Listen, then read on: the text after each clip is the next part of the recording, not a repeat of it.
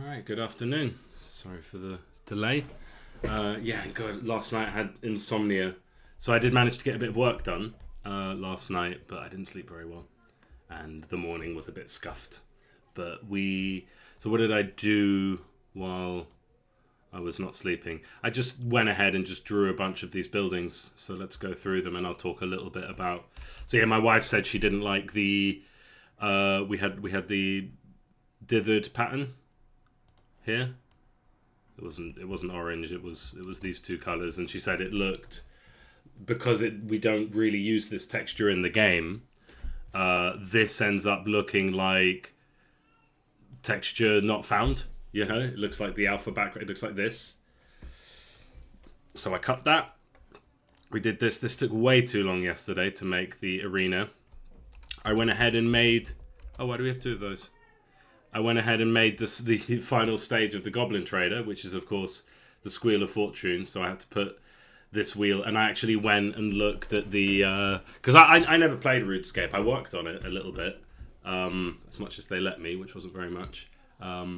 And I never played RuneScape, but I feel I have some right, having worked there for 2 years, to sort of... I don't know, work it into my canon, my lore or whatever. So we have the Squeal of Fortune here, and I went and got the same color scheme, the same sort of look for the wheel, and I just put a little rack here for it to stand on. And it would be nice, I think, if this thing span, and if there was a little goblin standing next to it, maybe we'll see, like a little cheeky goblin, little loot goblin, standing by the stall, and occasionally the thing spins. I need to have actually, like how do you know where it lands on? So this isn't quite finished, I guess. So I'm going to look at, I'm just going to go get some inspiration. So Squeal of Fortune. And where is the actual bit? Okay, so yeah, there's a little blue arrow at the top, which isn't mechanically sound. You would rather have it at the side so you can actually... But if we just draw a little blue triangle here, I think that should do the trick. So black outline. And this would be here. So I'm going to put on... where would I put it? I guess I want to turn on onion skins, or it's going to be somewhere around here. And I think the way to do this, I could do this on a separate layer or frame, so I could place it in the scene. But I think I'm just going to put it roughly where I think is going to be the top of the wheel, and then when it's actually in the scene, I can just sit here and min-max it, pop it up and down until it fits. So we have this little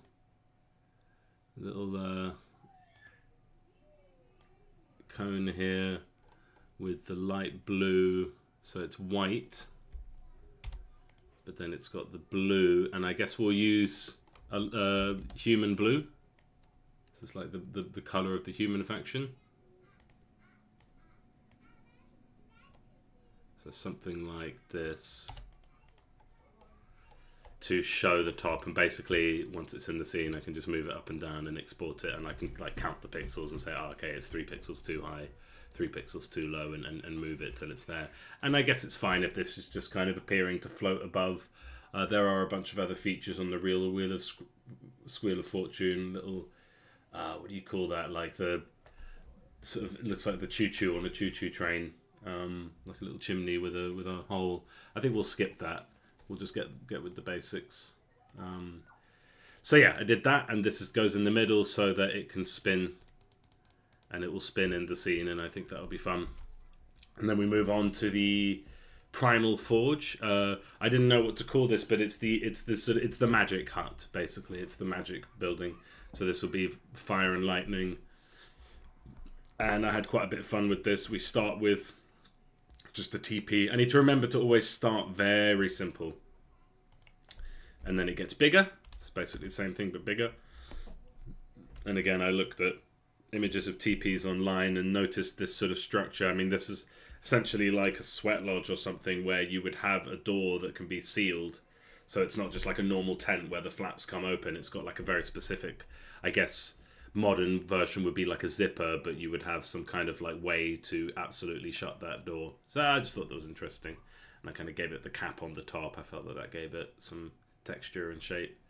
And then we add some fire and lightning, which I had lots of fun doing, and I think it looks really cool, and I really love the way the shade changes here. So we have the sort of and I had fun picking a color that was different to the hold on one sec. Picking a color that was different to the original fire color. So I took the original fire color and then just kind of darkened it so that it looked better like printed, because obviously the printed drawing of fire wouldn't be the same as the as an actual fire, right? That would look weird. And lightning the same. And then where do we go for the final version? We go purple, but then I also thought it would be fun if I could make the smoke. And so this is going to have like smoke coming out the top. I don't know if I'm going to end up using the same chimney smoke. If it looks fine, I will. If not, then I won't. And that's going to end up being green chimney smoke. So it should be a nice kind of color splash. Why did I pick purple? I don't know. It just felt right to me. I like green and purple together. So this has the green bit at the top, and it just adds a bit of color. We'll see how that ends up matching up. So we did Squeal of Fortune, we did the TP, the Primal Forge, which I quite like the sound of, even though it's not really a forge. Like, orcs are not about enhancing themselves with technology. They're about being strong and enhancing themselves as individuals rather than through technology. So, like, orcs are bad, but I guess it's fun when orcs have a little bit of something about them that makes them a bit admirable, makes them formidable opponents to fight. And then we drew the fire pit. And my goal today, as of yesterday, was to finish drawing the orc buildings. And so here we have the fire, and for each of the 4 versions of the fire pit, we need, I think, 3. 2 is not enough. 3 is just enough to give this sense of like a moving fire. So we'll have that animated. And we just animate between the 3 clips, and then slightly bigger fire, big fire, and then massive fire. So very, very simple stuff here. And yeah, just drawing the fire 3 times. I'm getting quite good at drawing fire, I suppose, or at least better than I thought I was. And I thought one day it would be really cool. I was thinking about like how do you do the logs inside? And I kind of opted to do like a sort of brazier type thing. I don't know what you call this, a fire pit, a little bowl with a fire in it rather than the wood. We do the wood for the first one. And like really to get the sense of wood, it has to be like very black, but you need to like really texture the wood. What I did here was just kind of scribbled on it with both fire colors. And I think that looks fine. Sort of say, yeah, there is a campfire here and it's burning. I don't know. We'll see how it looks in the scene. And then we just go to the big fire because it's easier to draw. But I would love to one day actually try my best. Like I'm kind of getting into pixel art, but mainly pixel animation.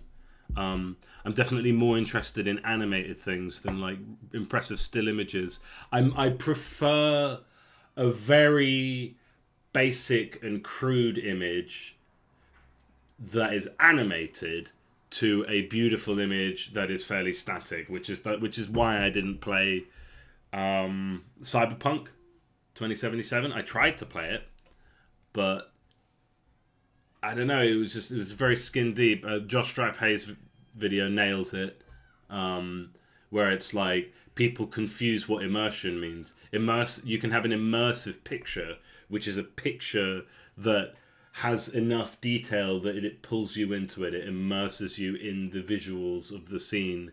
However, there was a lack of interactability and animation and sort of, I don't want to say realism, but just things reacting to your presence the way you would expect them to. So, of course, like the police and what happens when you shoot a car. Does it just damage the car? Or does it have part damage, and do you see? There's the thing about GTA. Is when you shoot a car, a bullet hole appears where you shot the car, and like the bullet holes are when like the impact of bullets on different materials is different depending on the material that you hit with that you hit, and that of course that makes sense. And that's the kind of thing that is immersive, I think. I mean, we're talking purely about visuals here, but still, I think you can be quite immersive with visuals by simply animating them. I think that's too long. Yeah, it's 4 long. It should never really be more than 2. The visuals. So yeah, I thought it was an interesting like philosophy of drawing, and I'm kind of curious to kind of keep going with this art style and sort of see where it takes me, and try and see if there's like. What am I thinking of? Yeah, like just kind of keep pushing with this and just make these very fleshed out, like this animated world that isn't necessarily beautiful in a still frame, but is as a game that you play and an animation that you see. It should feel alive because of the way it moves, not just the way it looks. So something I'm quite passionate about, I suppose. The goal today is to finish drawing these. And I guess it would be a nice bonus, and it's reasonable to put them in the scene. So we're going to do a grog bar. And I did actually spend some time thinking about what are the different stages of the grog bar. I mean, what is grog? Grog is the orc drink. I think pirates famously drink it as well. So it's just like very yucky alcoholic drink, basically. I don't know. What is grog? Should we look that up? What is grog? No, what is... Oh, is it not GA... Oh, okay, so I've been calling it grog. But do I want to instead call it grog? I think I do. Replace with grog. Okay. That's gonna dislodge some things, but it should be okay. And it's before... Well, we haven't started it yet. So there's our arena. I should do an export of what we have so far. No, let's just keep drawing. So a barrel of grog. How big should it be? Like, not much bigger than that. So if we say a barrel is like, starts up here. Do we have black? Yeah. Starts up here. I'm not going to do it with cylinders and lines because, or the circle tool, because I want it to be asymmetrical and kind of handcrafted rather than factory crafted, you know? Not exact. So we're going to try and draw a barrel. I mean, the thing I need to remember is perspective. So the temptation is to kind of do this circle, not that circle, do a kind of nice flat circle. But I think I really need to be quite flat with it because it's some perspective is okay. Because the thing is, we're actually below the top of this. The position of the camera is... Oh, wait, no, the position of the camera is above. So I think that works. And then barrel. So grog is a historic drink made of rum, water, and often lime sugar, and is a general term for alcohol in Australia and New Zealand. Oh, that's interesting. I didn't know that. And a crushed pottery material used in ceramics. Okay, interesting. So grog in Oceania, grog is still used as a word for alcohol. That's fun. But I've heard it in, like, I'm thinking of Lord of the Rings. Give him some grog, boys. Is that Tolkien or is that Jackson and Boyens? I don't know.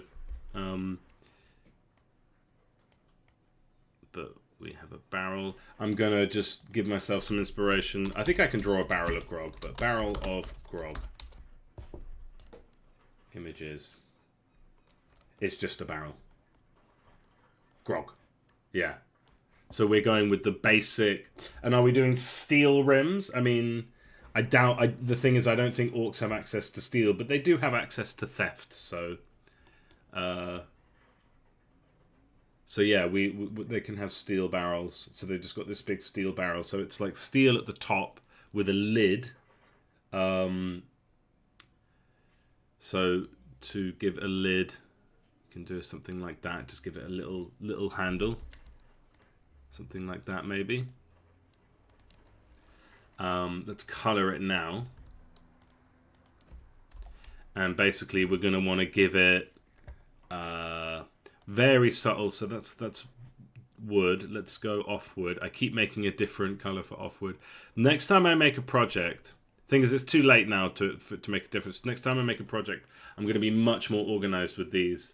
Because yeah, I make one for war beans, but there's too many colors in that palette for it to make sense. So you would have war beans, like human or like faction colors, war beans, element colors. So you would have your fire, ice, lightning and stuff just to keep consistent coloring. But yeah, so a barrel. And then most of the barrels, so just so you can see what I'm seeing, just a few barrels on Google Images, barrel of grog. And they have and I guess that's the thing about a good barrel, is the lines here are going to be almost invisible. Like the wood lines. Very tight seal, like perfect seal, and I guess we can manage 4 of these lines before it starts to get noisy.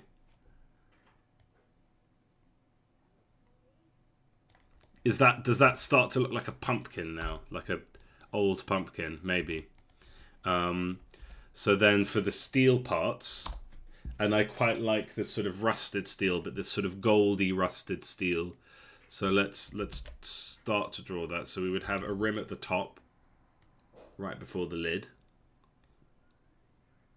Then we would have another rim, and then we've got one on the lid. We've got one 2/3 up or 3/4 up.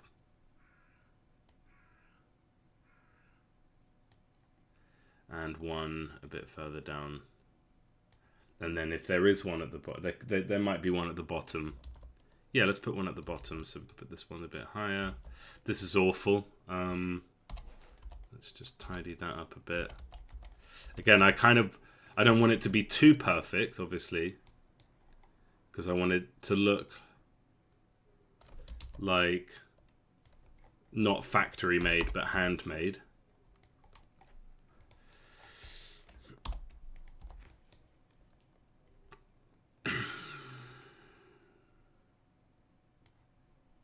And yeah, I just want it to sort of do it by hand and accept the imperfections in the shape.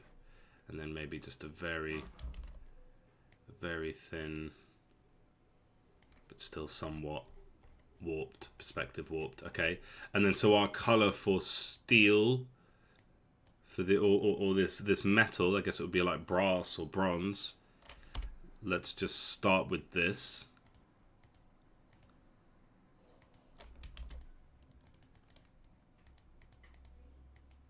So it's just a big old barrel of grog to begin with a tap. So we'll need to do the tap. A doorway is about that big in the game, so this is a very large barrel. But you know, I've already talked to death about the madness of perspective in this game and others. To be honest, how things like the perspective doesn't work at all. But then you look at existing stuff, and that's the case all the time. It's all about creating the illusion, isn't it? Fun stuff. All right, yeah, I'm quite happy with that. It's very rough, but we can improve it with shading. So, would we want this color? I think this should be a different color. So actually, what I want to do with this is take. So we're taking that color and we're just going ever so slightly off and just, yeah, like that. We can go a bit darker than that. And then for the shadow, we go like considerably darker. So we'll do shadow, and we don't want it to be on the line. I think that's weird. So, but just giving a sense of the round shape of this barrel. And I'm kind of tempted to, like, if it comes over the line here, so let's just experiment with this. If it comes over the line, So I'm already getting to the point, I think I'm getting better at drawing, and I'm getting more confident with using more colours. Because we've got kind of like the fun I had making the making this, where we have fire coming in 2 colours, and we might even have like more than that. That looks fine, but basically I want to take this and just go slightly darker and pop that there. Is that better? No, I don't think that's better. I think it's fine like that.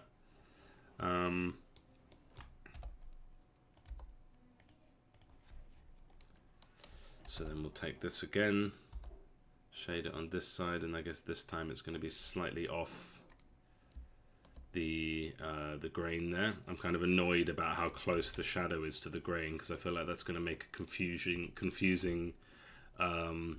because that is actually about where I want to put the shadow.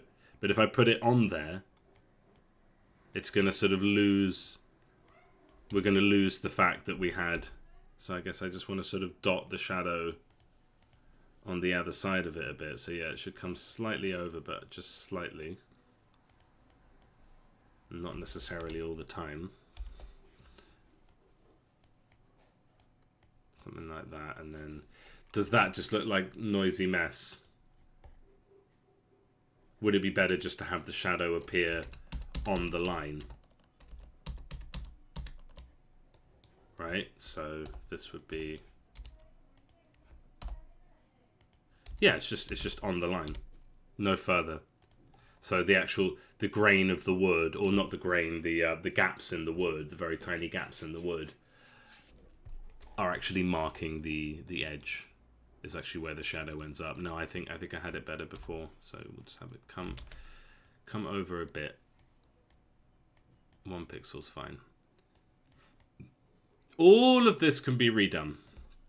Obviously, I don't want to go in like, well, what's the point in doing it if you're going to redo it? And it's like, well, I need to see it. I need to see it so I know whether it's working or not, and then I can think about improvements and additions. Okay, we are severely in need of this now.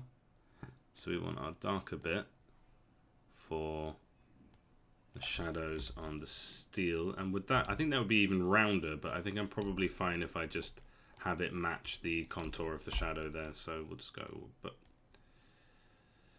I kind of feel like it might be further in because it's metal, so it would sort of appear smoother, if that makes sense.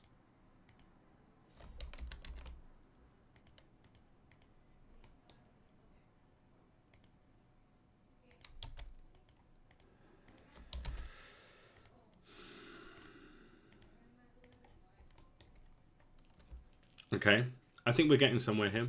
I sort of feel like, okay, where am I going to put the tap? So I haven't really put space for that, although the tap could be high up, even if that doesn't quite match. So if here's the door here, so that's a door, that's supposed to be the size of a character. This is like, see, the size is wacky. We are talking about a big barrel here, but a barrel just sitting there on its own isn't going to look very good, so we want a tap. Some barrels on the side with taps. So I think if you're actually pouring grog, looking at Sea of Thieves grog barrels, and the tap is actually on the lid. Oh, we should have... no, not that. The tap is actually on the lid. So you would turn the barrel on its side in order to serve it. But what if the barrel was at the bottom? Sorry, the tap. And what does the tap actually look like? Like, funny little thing, but what would, you know, is it just a spout? A spout with a handle? I'm looking at Sea of Thieves. And can we just jam that here? Like, it wouldn't be over the steel. So I think one thing I'm going to do is I'm going to...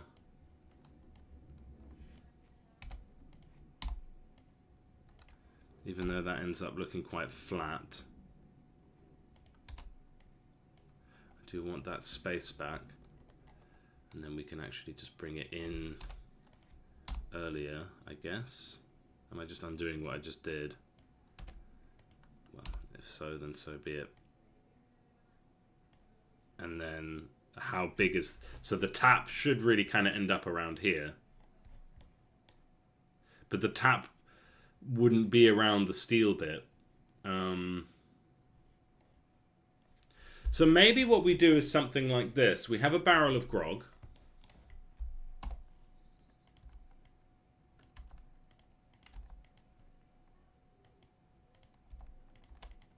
We have a barrel of grog, and that's there. And then we have another one, which is on its side. So I will use the other layer just to help me like keep these two separate in case I want to move them. So I'll do a manually drawn circle. Manually drawn circle that should look like it's the same size and can be a little bit off the ground. I wonder if it's for an actual circle and not an oblong. I wonder if I should just use the circle tool.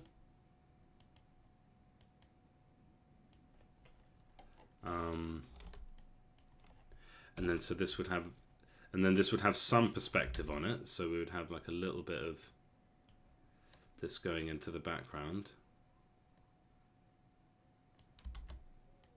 Perspective's important.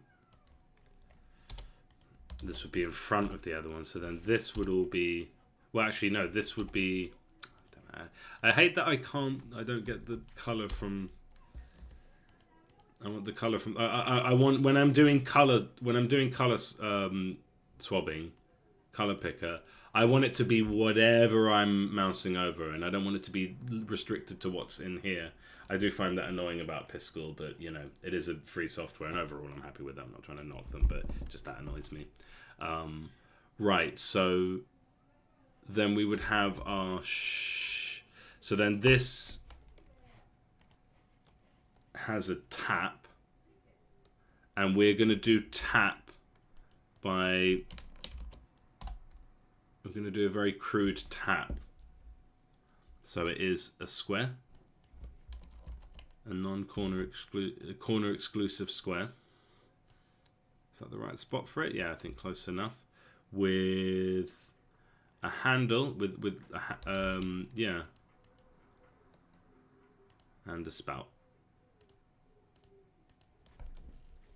So that just looks like random hieroglyphs, but I think that's okay. And then we'll get our sort of grey color like that. And then that's kind of, does that give tap? So then let's shade it. And I think what we would see is just, oh, damn it. Go to that layer, grab that color. Again, I should be better with my color consistency, but so this would be shaded like this. Because that is the top of the barrel, so that would be receiving light, and that would go up to here, let's say. And then here, like right up like that. With our little wooden lines here. And I need to go to layer 1 to grab that. And we'll just try and get those across. Roughly the same sort of size.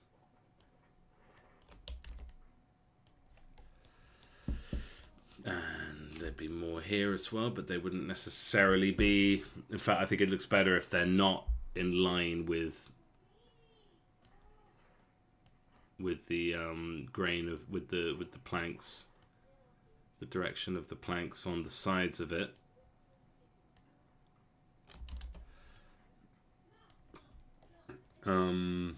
Okay, and then let's do our steel bits, which probably would have been better to do first because it actually this sort of annihilates this whole section. So yeah, we'll go back to black.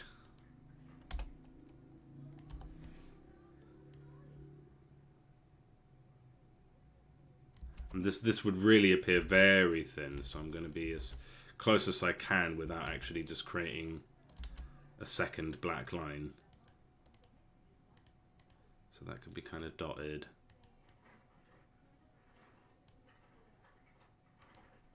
And yeah, we can actually just really like lots of clicks. But I think this is the way to do it.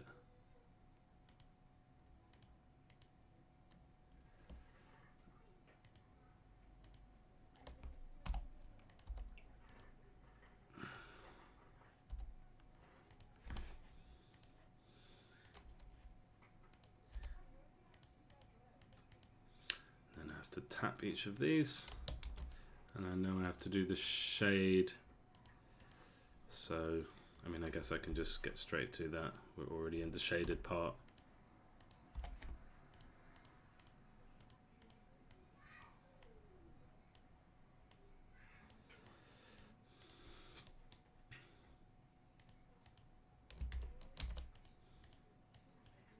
Like that. That's not looking too bad, is it? Might have a little stand, and I think a stand, we just don't want to draw attention to it, so we will just do a sort of slightly messy line like that. Little black feet, and then maybe we would have... No, that kind of draws attention to the perspective warp. Okay, and then we've got more. I think we've probably got visual space for one more of these metal rings, which again, at this perspective, the actual colored part might only be 1 pixel wide.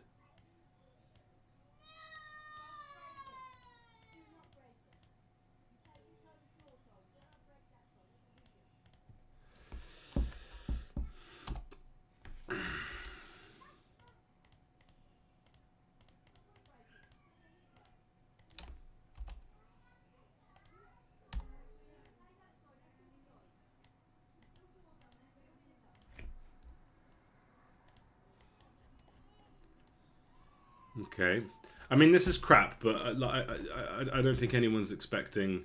Is this the wrong way round? Yeah, that kind of feels more natural, doesn't it, with this barrel in front?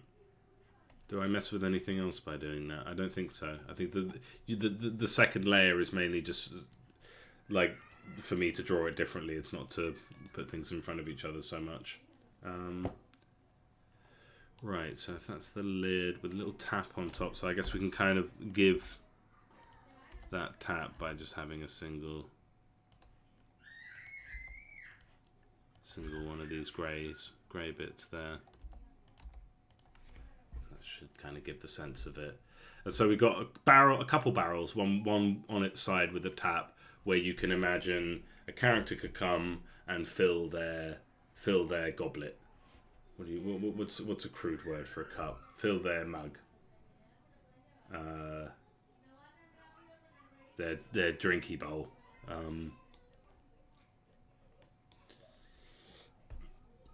Yeah. Would there be some kind of symbol on the top? I don't know. I've noticed that with my art. It's like everything's kind of straightforward. Oh yeah, it does mess with this. So I would have to kind of manually grab this, put it into layer 2, grab this, put it into layer 1, grab this, delete it, grab this, delete it, and then this.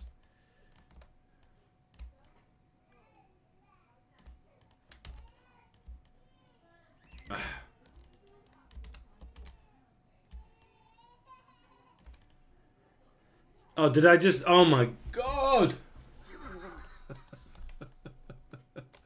Oh, I swear I'm such a moron sometimes. Well, you know what? That actually looks okay. This barrel, they look kind of side by side. They're kind of touching. Maybe they'd be a bit more... They're just on the same layer now. Genius moves, though. It's genius moves. So I think I can fix this just by going... Take that. Put that in the second layer. Just so I can, like... arrange them as I please, and yeah, they don't have to be right next to each other. And there you go. I think that might be step 1 of grog bar.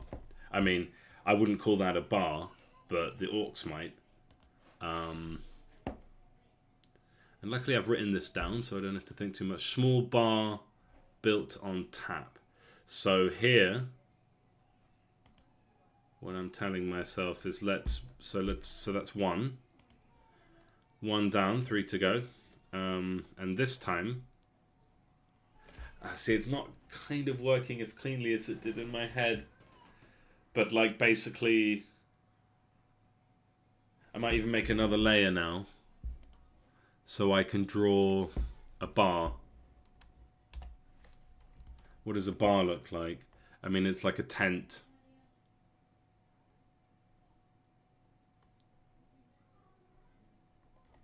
Like, you could sort of do a bit of a visual gag of like, as the grog bar levels up, nothing about it actually improves. It's just you get more barrels.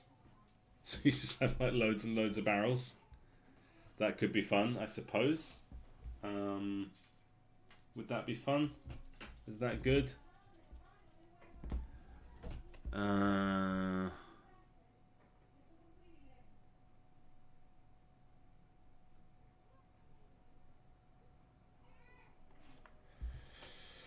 I mean, we don't want like a full-on pirate's den. Like, the thing I really want to bring home is that like this is an orc camp. They don't intend to stay here for long. They might build the odd wooden structure, but they're not going to build anything out of stone. Nothing's going to last. Like, it's just tents, really. So we just sort of try and be a little bit like there's going to be tents for houses. So that's going to bring that home a lot more. But otherwise, we just got these kind of fun decorations in the middle of town. So, how do I turn this into a bar whilst keeping the thing? You know what? I think the thing to do is to start putting this into the scene. So I will leave space. So 3, 4. And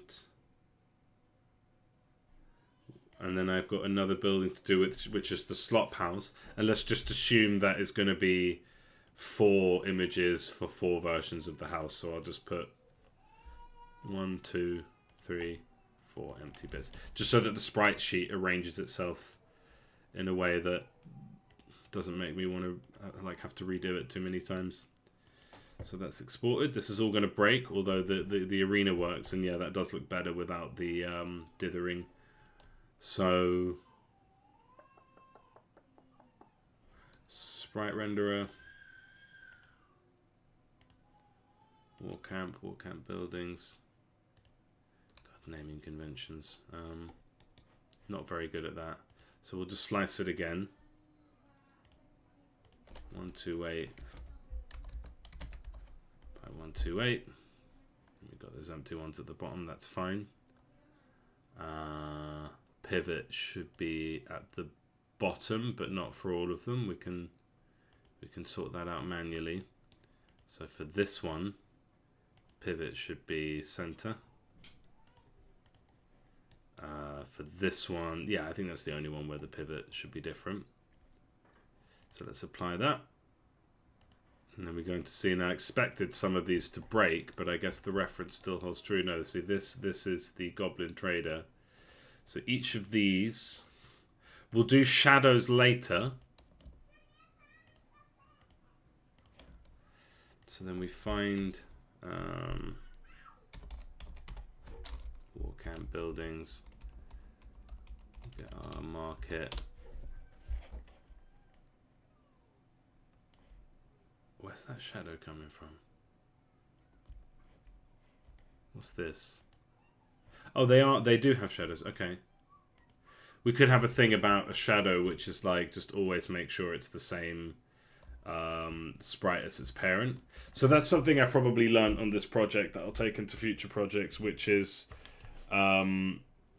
shadows. So like making a 2D game like this, and I think I am going to make more sort of pixel art 2D games like this. Let's streamline shadows. The other thing I want to try, I'll just make a note of it before I forget, is try thicker spikes for the wall. I don't know if you call that a wall or a palisade or something. But yeah, this would also be war camp buildings until we get the one that looks like the market.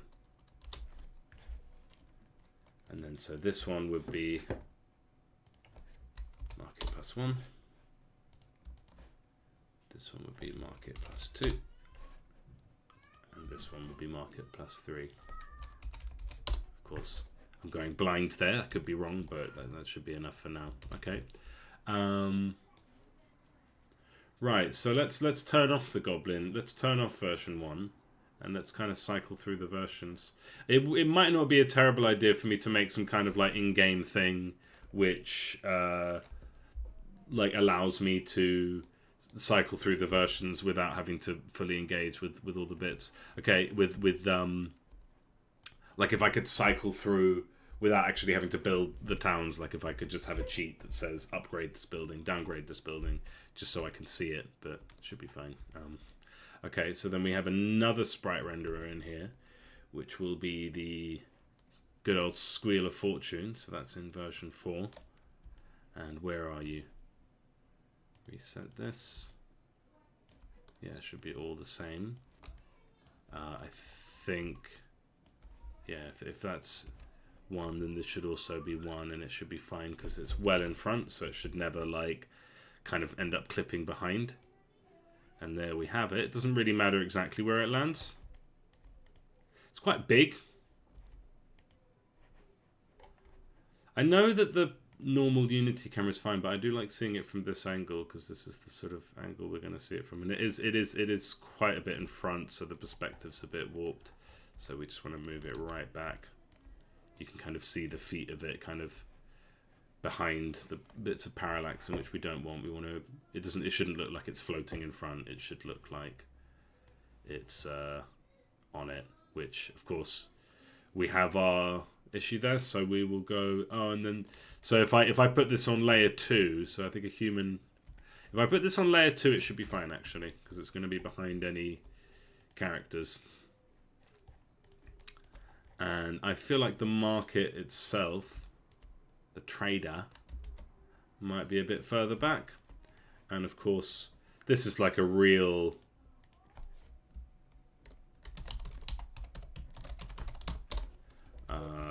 like detail I wasn't expecting to do here, but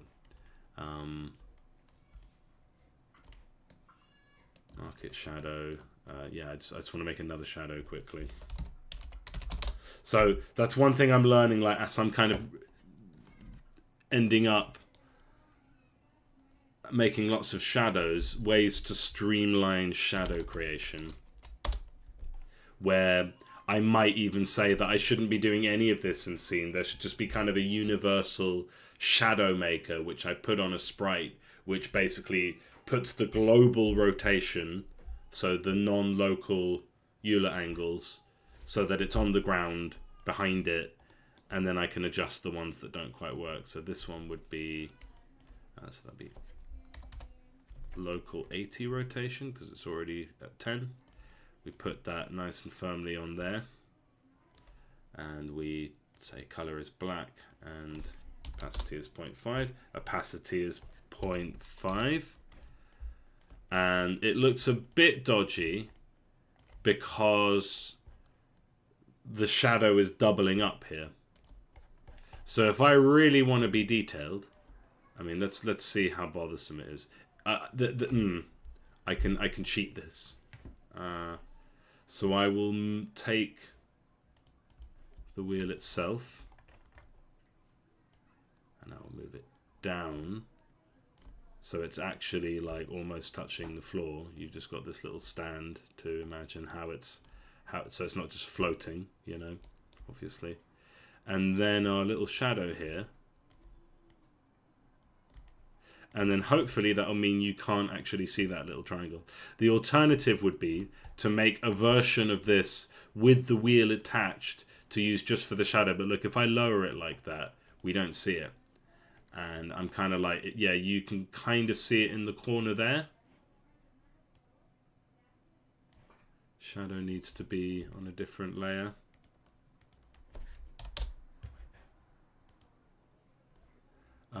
You can kind of see it. Like, look, you can see that, and that's a mistake. But like, I think that's acceptable to save me from having to make another one.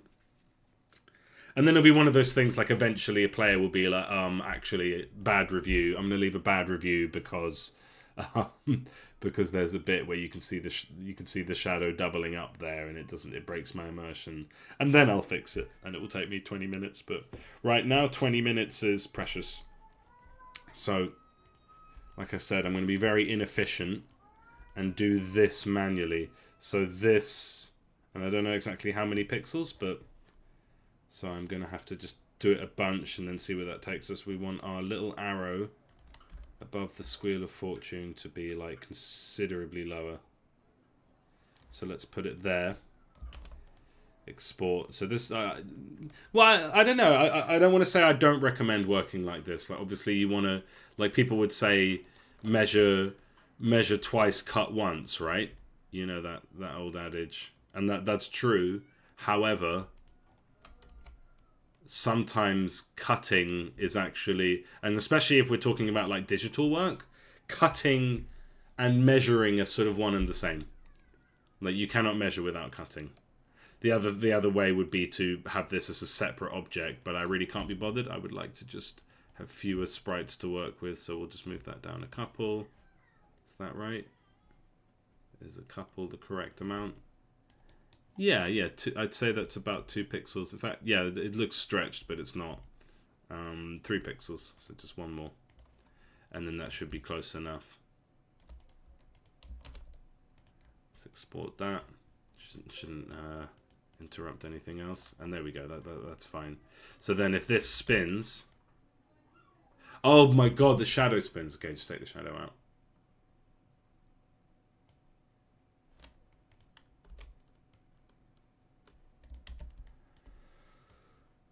Oh, I swear I'm holding this. Why is it like rotating it off axis?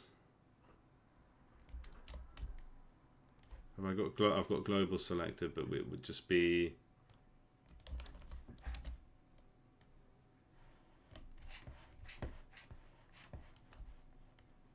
yeah. So that should be fun, and maybe a little goblin. In fact, yeah, let's go ahead and do that because we've created that setup. So spectator, no, this is just squealer. Doesn't really matter because again, I need to be a bit more like if we're just talking about a background visual thing, we do not need to be using best practices. I don't think. I think we can sort of just say, look, this is just a dude, and he actually doesn't need the NPC extra script. But he can keep the animation as being a... he can keep the idle animation. So he can come and stand here. He'll be at 0 height. And he can come stand next to the squeal. He looks very, very small compared to it. I might consider making it smaller. But again, I feel like it being big does actually make sense. So let's see how that goes. I mean, I kind of like yeah. Let's see how it goes. And we definitely want our good old fully upgraded loot goblin with a nice little sort of Trump wig, and he can stand next to the squeal there. And I think that just kind of gives it like Squeal of Fortune. There you go. Screw you, RuneScape, basically. Little snipe from afar.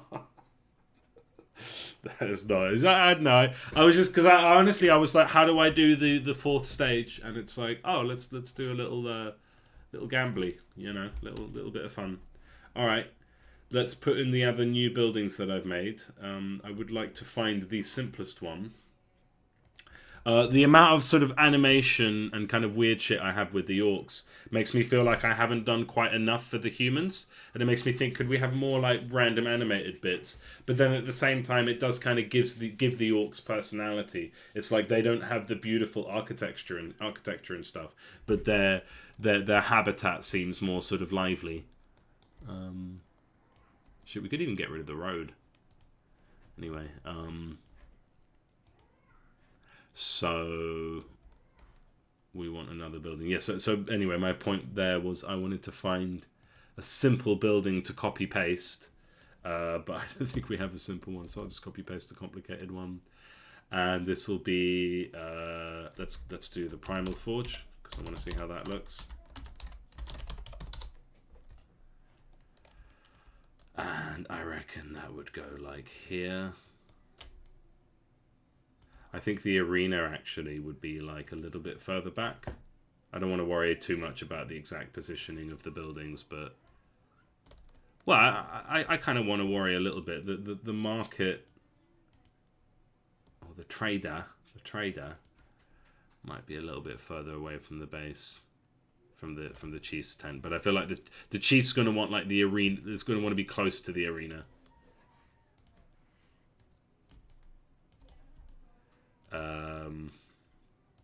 So yeah, let's go ahead with this thing, because this one actually is a quite simple building. So I'm going to want to grab, yeah, at least the first few are pretty straightforward. So we grab all of these sprite renderers, and that's still called market shadow. That's fine. It's a bit annoying, but we'll live.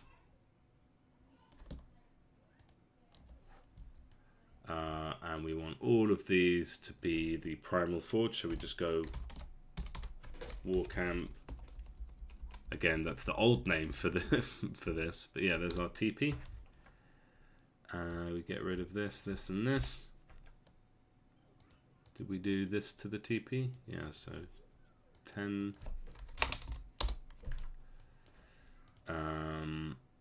And then this one and this one. So we'll just do it backwards. This one and this one would be 9. Is that right? No, I've got it wrong. So they're all 1. This one and this one would be... Oop. Doing it blind, but I'm fairly confident it'll work. And of course... See, that looks quite cool. That sort of feels like this vibe that we have, where the sort of warlock, the shaman, has about the same prominence. Their tent is nearly as big as the war chief. I feel like I should flip it, and I think it's probably wiser to do that in here.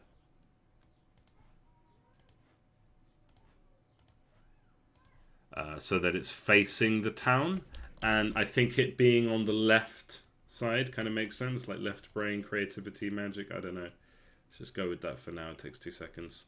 Right. And then we can experiment with our chimney smoke. But I think I'm probably going to want like a thinner, different kind of smoke. I think chimney smoke will look a bit weird. But let's try it.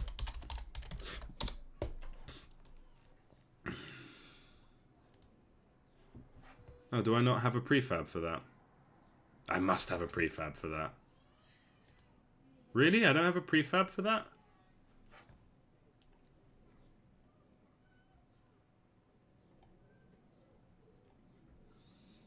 Prefabs.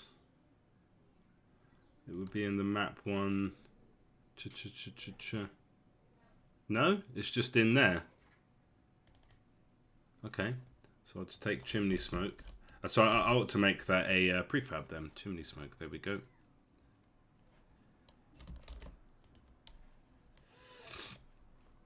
So then chimney smoke would go on... Let's put that... Let's start with this one. And so this is at 90... No, 10.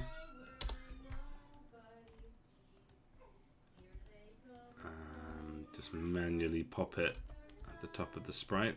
I don't think this is going to look good. I think I'm going to have to make a different chimney smoke for this TP. It's a bit of a pain, but it's fine. And then so, let's just have a look at that. It's yeah, we want like a nice, although maybe that's just subtle enough. I was kind of imagining something a bit more. I don't know why, but I seem to remember in my head it's like this big billowing thing, but actually... Okay. Okay. Yeah, we can kind of see it from here. Yeah, maybe that's fine, actually. I was thinking of the different chimney smoke because I wanted something quite epic for the last version, but the fact that the tent turns purple is probably enough of an upgrade. I don't know, a colour swap is generally not considered a meaningful upgrade, but because we so rarely... there's no other building that its final form between 3 and 4 is just a colour change, so... Yeah, and we'll think about redoing the chimney smoke, but let's move on. So actually we would want this in all of the versions, so let's just pop one in, and then we'll position each of them. I think it's just the first one that would want a different position. And we'll see how that looks in the scene. Oh, poor boy. I've got my second son. He's the smiliest, happiest boy you will ever meet. Very, very nice. Compared to my first son, who kind of like, we called him Serious Cyrus because he never smiled. I mean, he smiled, but it was just very hard to get a smile out of him, which, you know, I admire. I think it's good to be hard to please. Well, there's nothing particularly wrong with being hard to please. But this one, he smiles a lot, but also he cries when he does a very high-pitched cry, and he cries over nothing. So, like, he's kind of like a little, like, I guess you would say, like, a little bit bipolar, I guess. Like, his highs are very high and his lows are very low, and his natural state is a bit manic. And he's but compared to my first son, and so he'll cry over everything, and he's having separation anxiety, which is very difficult for my wife and me. Meanwhile, my first son, so this happened like 3 or 4 weeks ago, he was like, oh, my foot hurts. And I'm like, oh, really? Why? And his foot hurt because it's like he stepped on something in the garden. I was like, oh, can I see? And he's like, no, he doesn't want me to see it. And it's like, okay, it can't be that serious. But then he mentioned it again, because you know how kids say things and you're like, okay, that's, you know. He mentioned it again, and I was like, what's wrong? Because if he's complaining about something, like, it's bound to be quite bad.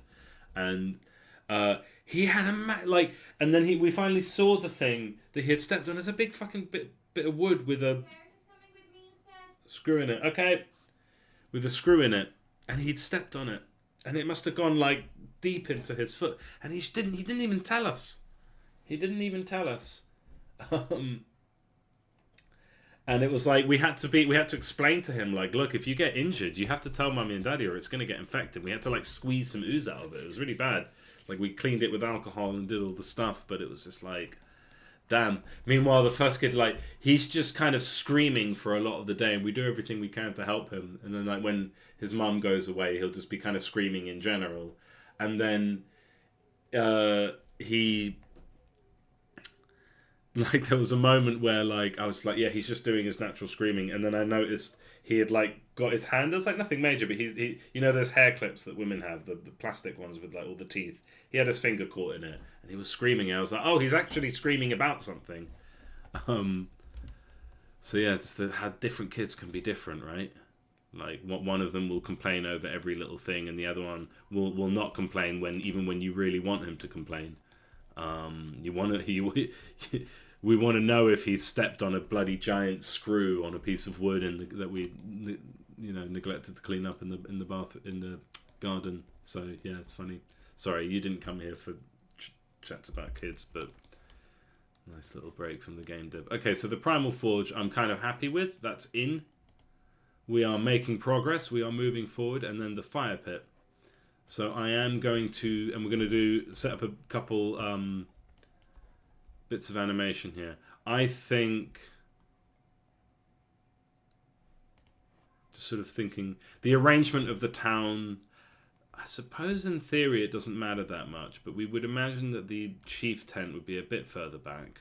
I kind of put it closer to the road because I wanted it to, like, in a funny way, if it's closer to the camera, it doesn't, it's like, oh, this isn't some gigantic tent that is the size of a castle, which would be ridiculous, right? Having a tent the size of a castle would be ridiculous, but this is the size of a castle. But if you put it closer, it's like, oh no, it's not the size of a castle, I'm just closer to it. Just like this arena, that's a massive arena, I'm just very far away, so it appears small, even though the difference is like the length of 3 people lying down. Yeah, it's funny perspective. Anyway, I've waffled a lot about everything I've learned about perspective, making these little towns, and how wacky it is, and, you know. So let's put in our, so yeah, we have our fire pit, and then we go through I mean, yeah, let's get rid of the chimney smoke. If we do have smoke on this, it will be much bigger. We actually won't have shadows. Won't have a shadow at all. If anything, it would have a glow. So then we have 1, 2, 3, 4, and this is quite simple.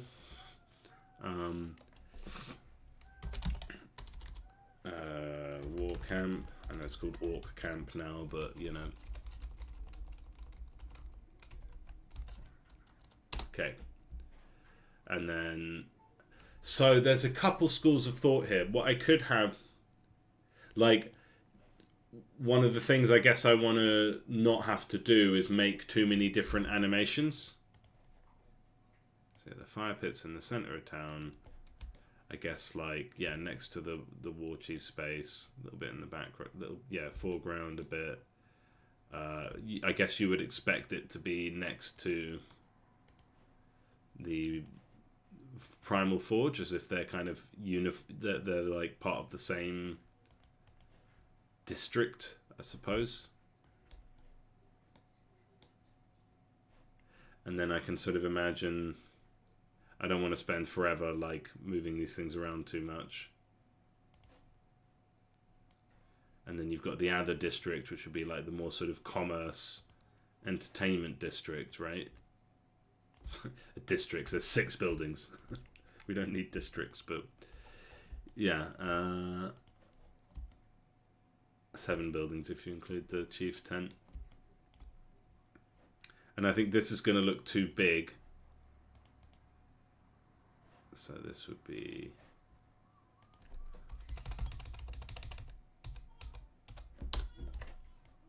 That's massive. That might be too big. But that's why we're putting it in the scene, so we can see it. So we can say, is that too big or is it fine? We don't know until we've seen it. There's the thing about game dev, like, I've noticed a lot of game devs in the industry want to have every single detail planned before they start working. And I think that's one of the things that slows the industry down. Because actually... and I don't know how everyone does this, but yeah, if you're dealing with, like, if you're launching a rocket, you want every single thing measured out beforehand. But even when you're building a rocket ship, like, you will do a couple test launches. And of course, when you launch a rocket, you rarely get it right the first time. The first few will explode and fail. You need to sort of min-max with all the data that you have. Whereas a game company really does try to, and even when they don't need to, we're not even talking about rocket ships, and like, it costs nothing to test the game. But when I did some flooring, so I'm not very handy, but my wife's father is, and so I was kind of a mind of like, oh, if I'm doing flooring, so I did the flooring in my living room, so just wooden planks that you kind of, and you don't want them all to be, you don't want them like, you want them to be staggered, right? You want, and that's a better structure, and in the shape of a room which is not fully consistent. And again, you realize that the walls of a room, you kind of imagine them to be perfect. They're not. They're sort of a bit bendy and a bit, and not fully consistent.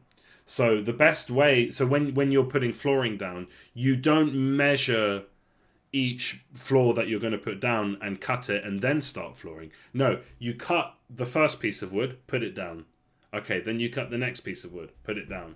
Then you cut the next piece of wood, put it down. And you measure and cut as you go, rather than measuring and cutting before you start laying it down. And I feel like one thing the games industry does, and small teams as well, is that they will try to measure and cut everything before they start laying it down, because they're sort of naive to the fact that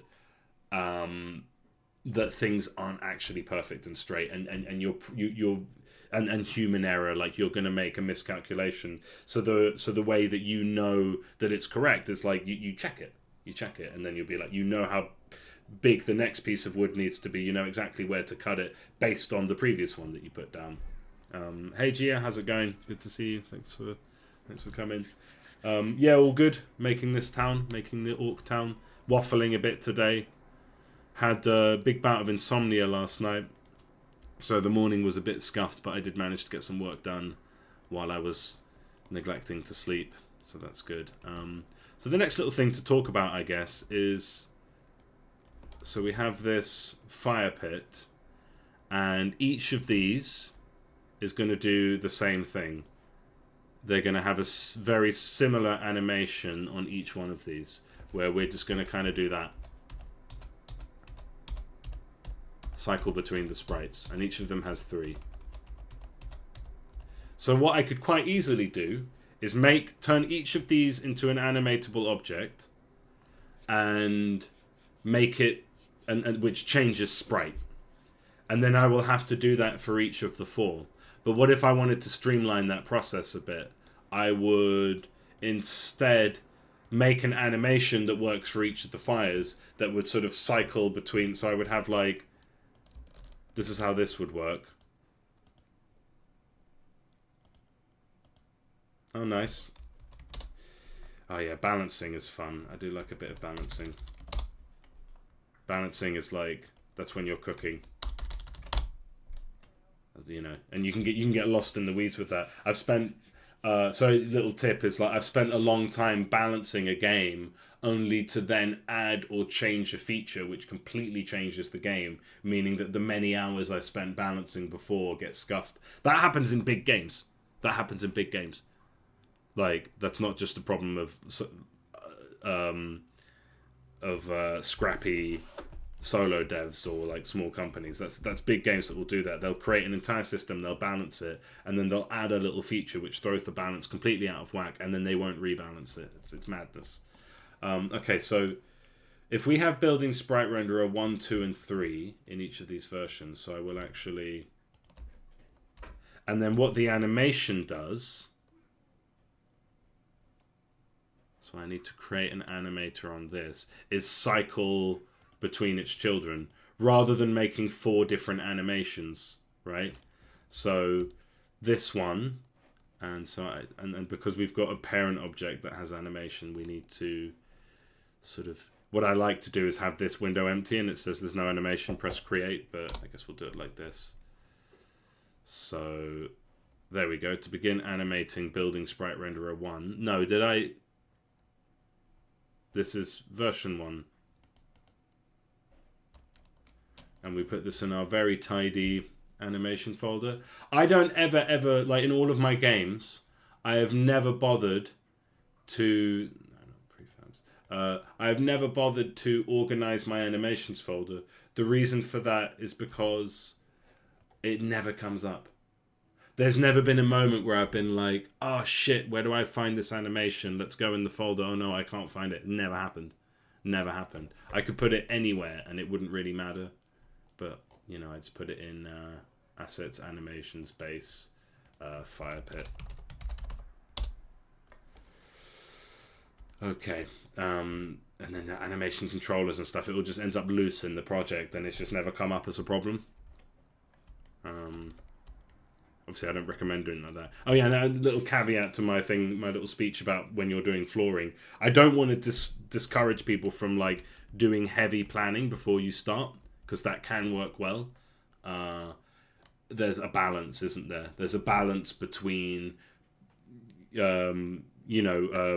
waterfall, like planning everything in advance and then just following the plan, and rapid agile, where you do a little bit and then you do a little bit more and a little bit more and you iterate. There's a balance between those two. Yeah, I'd love to give it a try. You know me, I like a bit of Vampire Survivors. Yeah, that would be cool. Yeah, I'd love to give it a try. Maybe I'll give it a play on stream and we can check it out. Can give some pointers. I mean, this is a survivor-like game, but you know, with a twist. So these would all be, so the first one would be off. The first 2 would be off by default, and the first one, and then the animation. What it will do. Wait, did I press play? No, I pressed record. So after 4 frames, it turns this one off and this one on. And then after another 4 frames, it turns that one on. Turns this one on. Genius. And then leaves it on for 4 frames. so, except these all have the same sprite. So this one would be, and let's switch off record. Yeah, my Discord, I'm really disorganized. I think I have this, how do I do this? I don't want to open Discord now because I'm streaming. But where would you find it? Like, there's links in the game. Can I tell Discord? You know what? I'll just switch this off for a second. I'll quickly open Discord, put it on the other screen. Because yeah, I'm very glad I didn't open that. I've got chats with my with one of my clients there. Not that it would matter, but that might upset them if I was like opening that on stream. Probably wouldn't, but you know. Anyway, so that's off there. I turn this back on, and then I go, and then I boomer my way through Discord and find channel invite for Fire Cycle Games, and then I go invite to server, and so use copy button, and then go over to the chat here.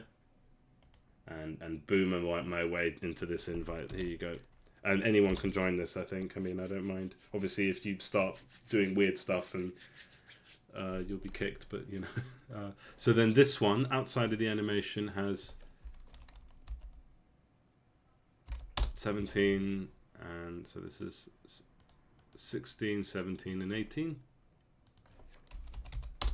Okay. And so this animation... No, that's completely wrong. So this one would be...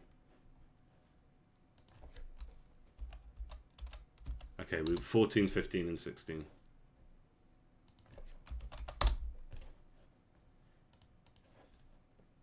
This is going to be a bit of a pain if the sprite renderer changes. Like if I and so I have to be careful when I update the... I don't want to have to change this. Like if the order of the sprite renderer changes, what do I mean? So we have our sprites war camp, and if this changes because I add stuff so that I put things in between and then the order of this changes, that's going to be a problem.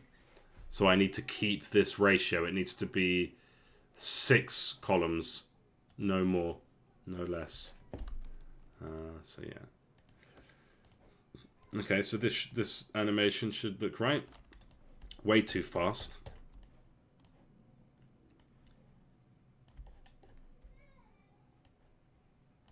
It's probably realistic for the movement of fire, but we just want...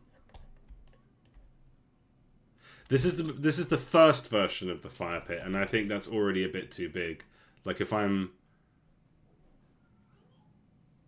So I think I should make this one smaller. Just reduce the size of the fire a bit. And again, would we have like a couple of orcs around? Yeah, well, have fun gardening. That's a good thing to do. Cheers. And yeah, come on the Discord. Let us know when you've got a link to your game, and I'll check it out. That'll be fun. Okay. So then now, so that's that sorted. We can stop this animation. And then I copy and paste this, and we do, and it doesn't actually matter, but nice for visual organization. And then because it doesn't animate by changing the sprites, it animates by switching objects on and off.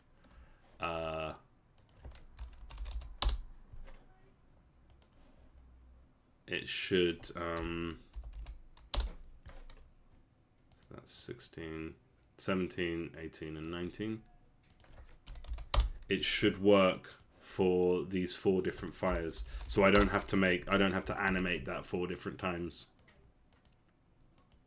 So yeah, I think that was worthwhile.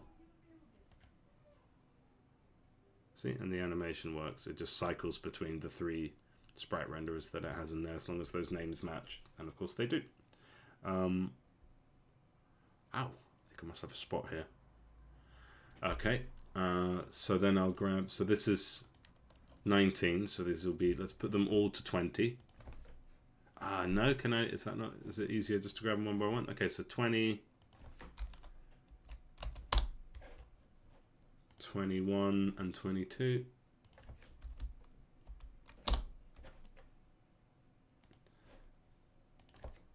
And even if I change the way the fire looks, like this is I won't have to do this again.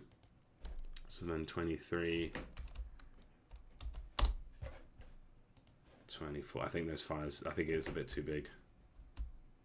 So I might have to completely redo it. What was that 23, 24, and 25, right? Yeah, I think I'm going to redo the fire because it is a bit too big. And it just kind of looks ridiculous. I think. So,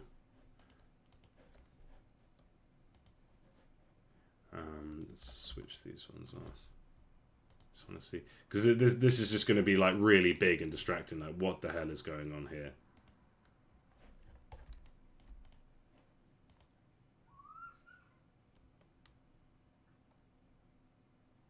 Maybe it's okay. I need to sleep on it a bit. I need to look at it, think about it, see how I feel about it. But yeah, I think that's too big. We can go a bit smaller.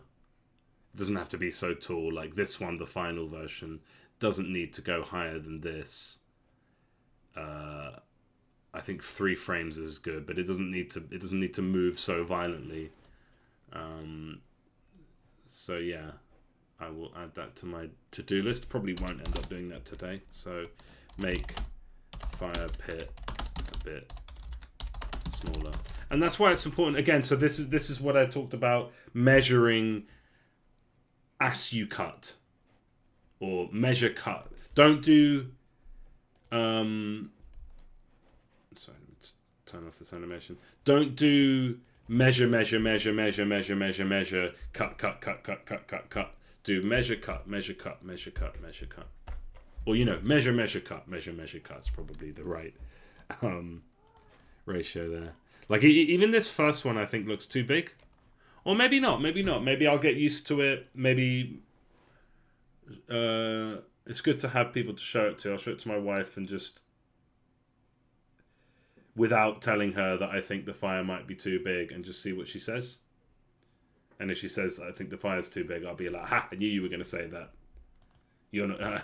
I'm not terrible at art. I knew this was going to happen. Right, so that is our fire pit. Asterisk, like not quite done. I'm happy with the other ones, but the fire pit is a bit. And then we can start to see. So arena, market, commerce. So then we'll have our grog and our slop house. Our grog bar and our slop house would go here, I reckon. So we go... I'm going to copy the Primal Forge, because that's the most basic one. Call it grog bar. Go in and just get rid of all the chimney smokes.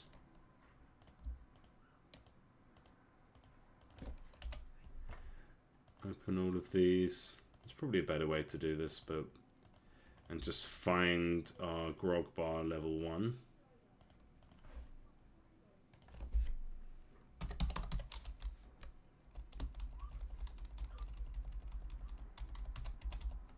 And straight away, I'm sort of quite pleased with how it looks in the scene. Especially kind of like next to the market. It's like, yeah, here's where we keep our grog.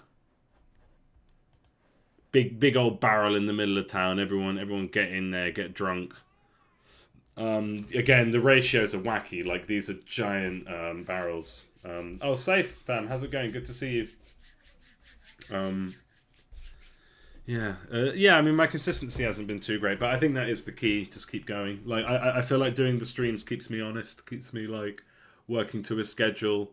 And it makes me, like, get dressed. I remember being in like Tenerife and Madrid making the games and just being like naked or just in my pants making games all day, and I don't know what that did for my sanity. Have you watched Chainsaw Man? I rewatched season 1 of that recently. That's really, really good. I think you'd like it as well. Chainsaw Man's really good.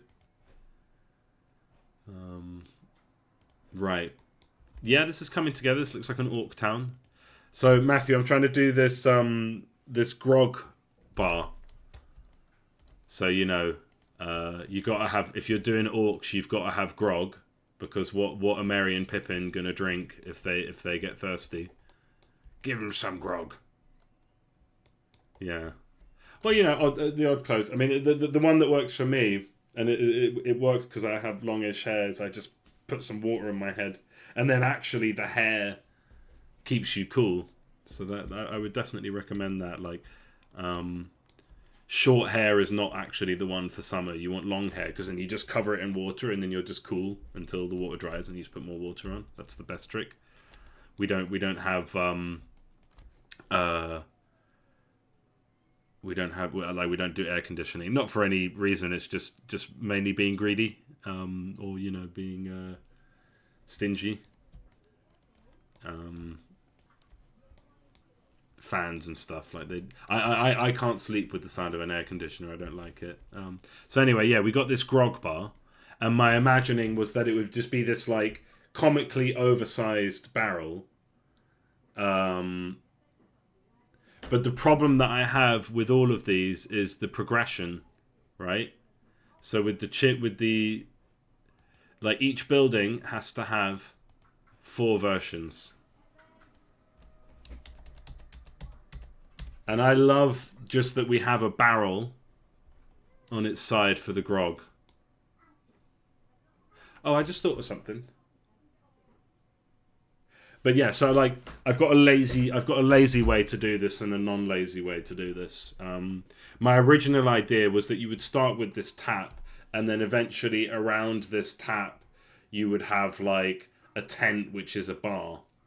But my lazy side is thinking of something else now, and it's not just lazy. I think it's a fun sort of gimmick. So if I on this one get rid of that, and it's just the barrel by itself in the middle. That's level 1. So then level 2, now, and we'll just delete these. Now level 2, oh no, not that one. We still want some of it. We want layered. It's a problem with the separate layers. It's never clear. Oh, I can always look at the left to see what's on which layer. So yeah, that's the barrel. So I will copy this and then put it on the side there behind it. Yeah, well, I've been waffling a lot about like the size of things. Like, so the entrance, so this tent is the size of a castle. So if we look at the human town for comparison. This is a cathedral. So that tent is the size of a cathedral. This is a small house. This small house is the size of the doors of the castle. This, like, the size doesn't make sense at all. The size ratio doesn't. This castle is actually half the size of a mountain. That doesn't make any sense, but that's just how the cookie crumbles. Just the fact that the mountain's behind it makes the brain say, "Oh yeah, it's only looks that big because of how close we are." No, that is actually basically the same size. That is like 2 castles flat away from it, so it's not that far away. Yeah, perspective. But it kind of, if you draw attention to it, it's like, oh yeah, hold on, that doesn't make any sense at all. What is this wacky shit? Why can't you learn how to make games, Otis, properly? But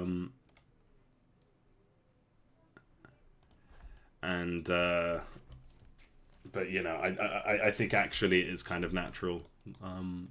People do very quickly just accept the scale of things. So what I'm thinking, I was going to have it that you would have the barrel, and then you would have like the bar appear in front of the barrel, and then that bar would get bigger. What did I write down? We did, so yeah, big keg with tap, small bar built on the tap, bigger bar with marquee. What I am kind of thinking is just, yeah, exactly, like the, and if you don't like pay attention to it, it doesn't really hurt. So if you're not thinking about it, it's not too bothersome. Okay, so here's my super lazy wacky scheme. This is grog bar level 1. This is grog bar level 2. This is grog bar level 3. And then grog bar level 4, I guess. Could we move that in and move that one in? And then delete that one. Copy this one. Delete that. Ah, for God's sake. Delete that one.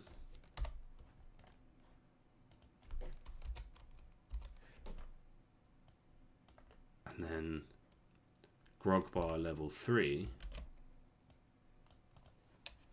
looks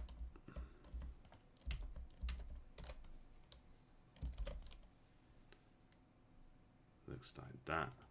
Ah, for God's sake. Copying and pasting is a bit weird in this software.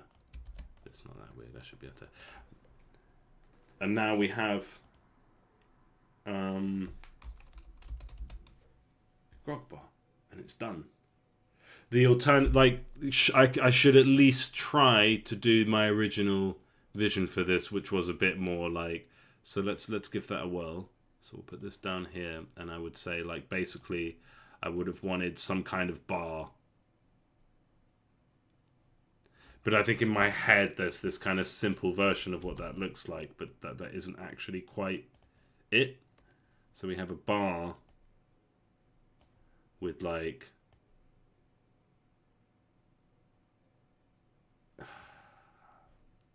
and there'd be like a bunch of people drinking next to it.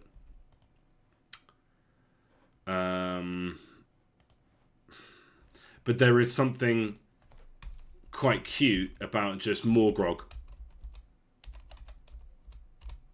Right?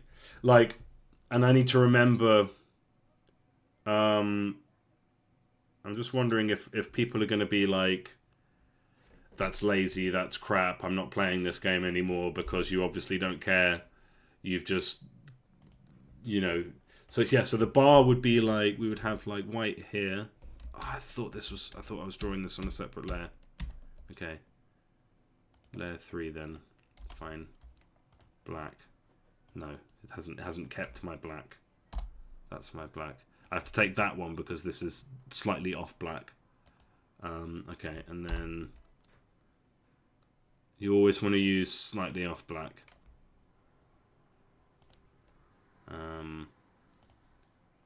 And then okay, yeah, actually that doesn't look too bad straight away. So we're talking, but it's a bar.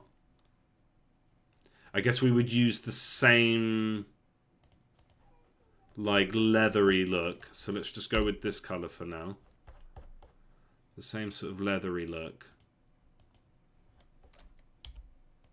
Okay. And then you sort of imagine we could put an orc there by like rendering this on a separate layer. We could put some orcs on the side or just kind of extras. I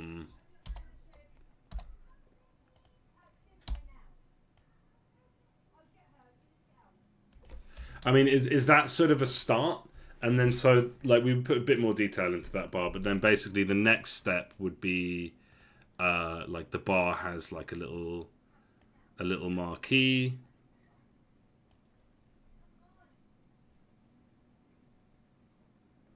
Well, yeah, I mean that like just because someone else uses an idea that you have. I mean, one of the things is like RimWorld, for example. Like a lot of the ideas you might have for like a sim, you can just do that in RimWorld.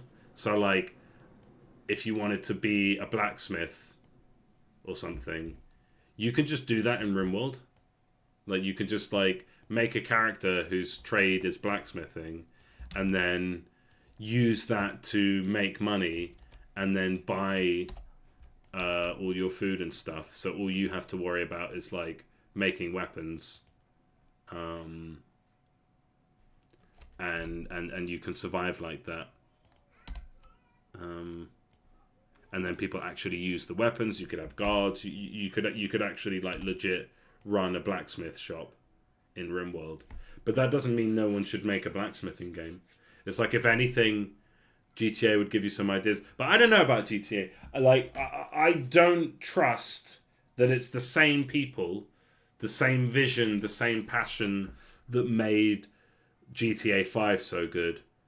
I think there's obviously a lot of money being thrown at it. It looks beautiful in its own way, which is worthwhile. But I'm not that hyped about GTA. I mean, maybe that's just saltiness, because there's no way I'm spending £100 on a game. I'm sorry. That's not going to happen. Like, even with games that I really am interested in, like, the only game that I can think of that's coming out that I am going to pay full price for on when it releases is the next Final Fantasy VII remake game. Resident Evil, I'm a huge Resident Evil fan. We waited for half price, or like 33% off, to get that, and even then it was too expensive. I want to get Dragon Ball Sparking Zero. It's been out for ages, but they never go below 30 quid, and I'm like, I'm not paying 30 quid for a fighting game. It's just not going to happen. I pay 30 quid for like a game that I can play for hours and hours, but yeah, I mean, what is it? Why do you want to make a? Because you've never been a surfer. Why is it that you wanted to do surfing? I'm curious about that. So yeah, we kind of have this like bar that evolves, and we can put more details on it. We can put like little taps on, and we can even have an orc like standing behind by like separating this from the barrels behind, and then it would be like there's an orc. So, and I feel like an orc should be a barman. Maybe a goblin. I don't know. And then maybe a couple dudes standing there, and then so we do keg. So this is what the configuration would be. It would be keg. The evolution keg with bar with roof. And then multiple kegs with bar.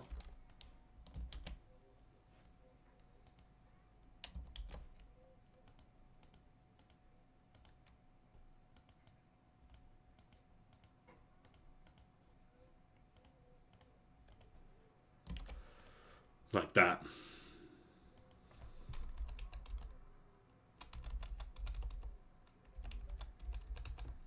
Or it's just grog, and grog. Okay. So you like the sort of kinetic, like, and maybe the sort of twitchy physics realism about it. Yeah, that sounds fun. I mean, surfing sounds like a nightmare to me, IRL and in a game. Like, I just don't like it. I don't like it. I've got terrible balance. I like swimming, but I wouldn't play a game of swimming. I had a good idea for a friend slop game, which I reckon if we released today would make millions. It's like body cam simulator, like a friend slop game where like maybe two of you are cops and two of you are perps, and you have to make an arrest, but they're always trying to escape, and you basically like have to let the perp do minimal damage before backup arrives. And then if you're the perp, you want to do as much damage as possible before backup arrives. I think that could be fun. Okay, I think my non-lazy side is going to win here. And this works. So we go barrel with bar, barrel with bar with a roof, and now we have lots of grog. Yeah, that's a cool idea. I reckon there probably would be a market for that. Especially if you use skate as an example, like you can copy the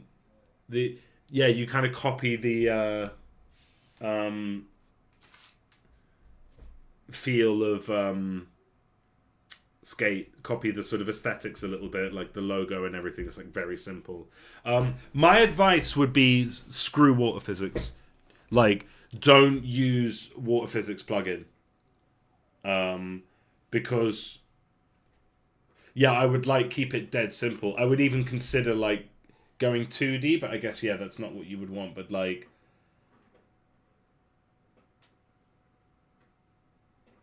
I see. I don't know how it works. So you would have like a water would just be like a warping plane. Um, yeah, shit. And then, but then like a wave forming, like you wouldn't want to use a system for that. You would want a wave to be an object that comes so you can fully control it. I don't know much about surfing, but yeah, I guess you would be like moving your character a bit to sort of stay balanced. I didn't play skate very much, so I don't know. But like I would say I hate plugins. I've decidedly I hate plugins. Like it's a luxury to be able to hate plugins because I can make things myself. But I hate plugins. But you, it wouldn't be that hard to write a script that simulates buoyancy, right? Yeah, crashing waves. And then the wave itself, like I don't know how you would go about animating that with a floor that you can like move on. But basically buoyancy is like if you're below the water level, come up. If you're above the water level, come down. Like that's the physics. I would skip like water physics and just go straight for thingy. Okay, so what does our bar look like? I mean, it's essentially going to look a bit like this. In fact, let's use that. I just don't want the I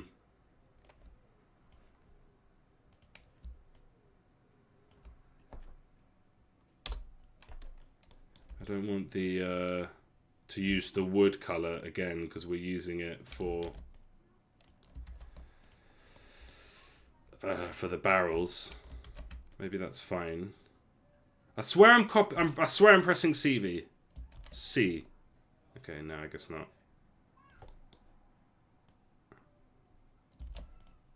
Okay.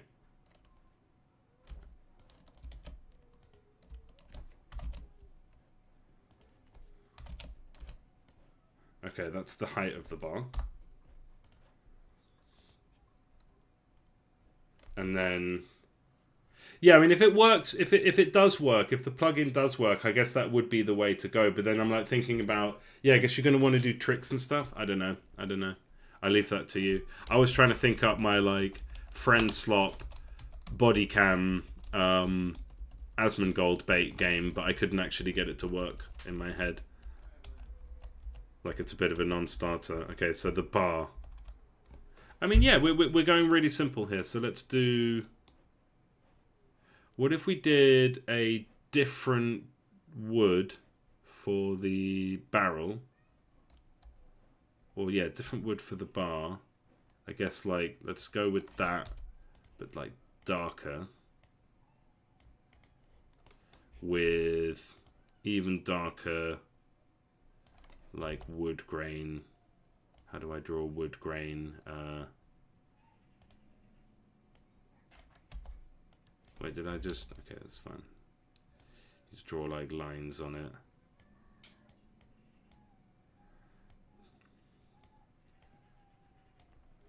Okay. What else says bar?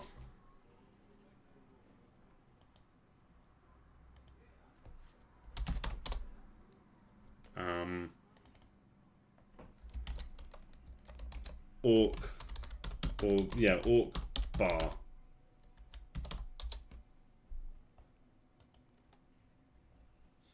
So, like, how do you get across a bar? We would have some drinks, some cups.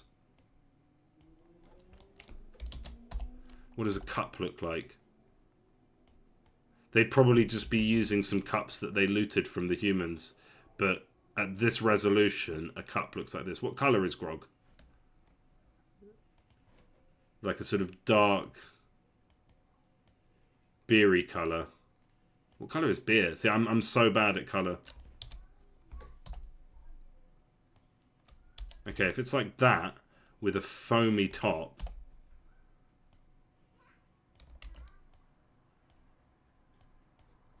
Very foamy top. And a handle.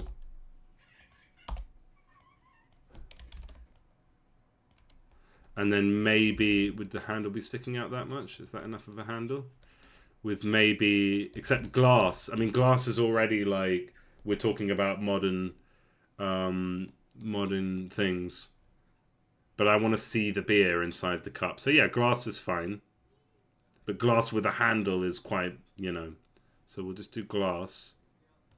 And glass is probably not pure black on the outside. But then actually, how would I get across? I think black is fine. So then we just have like a few of these on the table.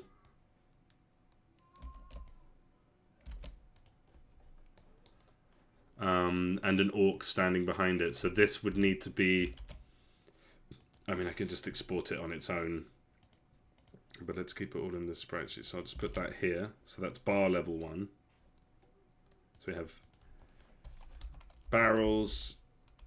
And yeah, we can actually still have this, but just with the bar happening on front as well. Okay, so we'll kind of do the bar from scratch. We can delete that. So we go barrel 1, 2, 3, 4. 1. Okay, we don't need 1 anymore, and then we would need 2, 3, 4 for the bar. 2, 3, 4, and then so this one, and then yeah, we can get rid of this because this will be. So we're gonna have these as separate sprites in the scene because I would like an orc or goblin bartender. So.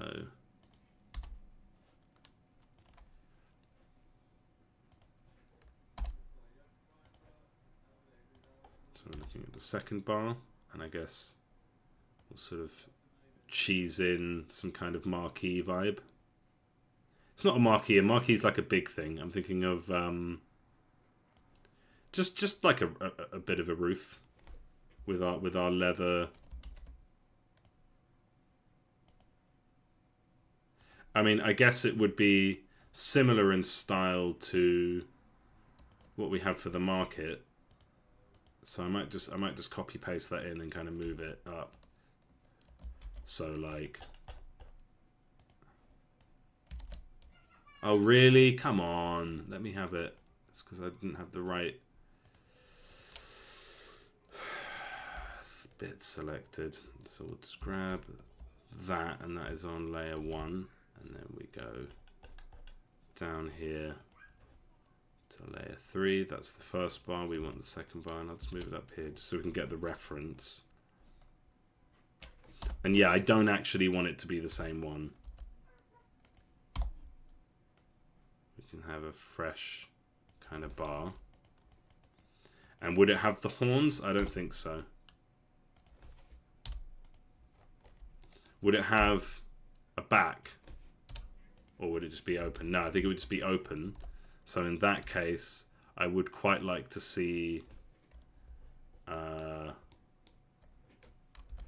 these lines be a bit thicker. I can actually like colored in.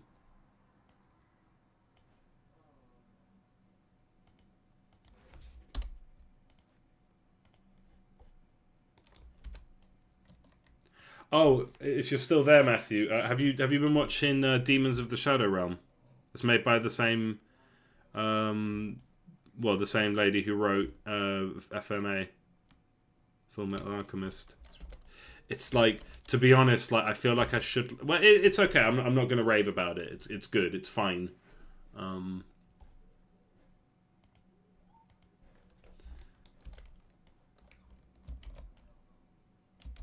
Should we have a couple of these cups with like a bit drank out of? So yeah, this one should have like maybe a couple of these. And then this one has a few more, with one of them drank a little bit. Very, very beautiful artwork there. And I think we're just going simple because the real joy is the barrels.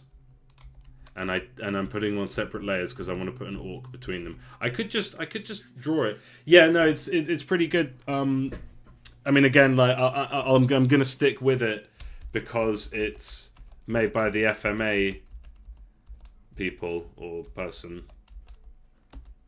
Well, like I said, Demon Slayer. I just watched the Infinity Castle movie came out the other day, which I have notes. I have notes about that. Like, it's not beautiful and perfect, but you know what was really fucking good, and it made me appreciate it a lot. Actually, Chainsaw Man is just eating everyone's lunch at the moment. Chainsaw Man's really good, but the Chainsaw Man movie is insane. The Reza arc. There is not, and the thing I like about it, there is not a single frame that is wasted. Every single moment in that film, every single frame of animation is top notch. It's like, well, it's not the animation is top notch. It's, there is not a single sound, visual, anything in that film that is wasted, that is like there for no reason.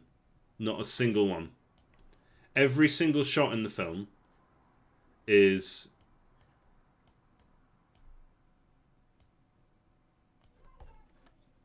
perfect and absolutely necessary to the plot. It's really, really good. Does not waste your time a single bit. Okay, I think I'm quite happy with this because again, I feel like the bar itself isn't very impressive, but combined with the barrels in the background, I think it's going to make for an interesting visual.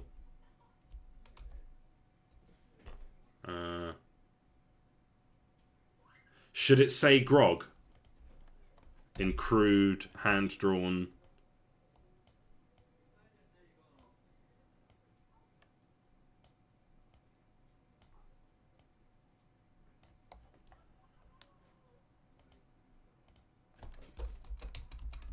Okay, I'm kind of keen to see this develop in the scene. Okay, yeah, I think it's.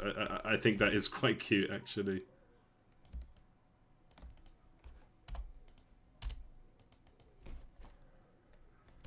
Yeah, we'll keep that for now.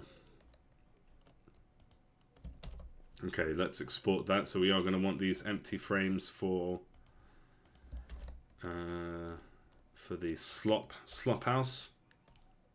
And we're doing 6 columns. Good, it's maintained that so that we don't lose anything that we've made so far.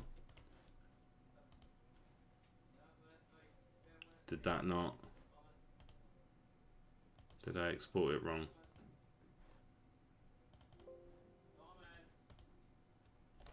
There we go. Oh, it's ruined everything. Lovely. Okay, let's have a look.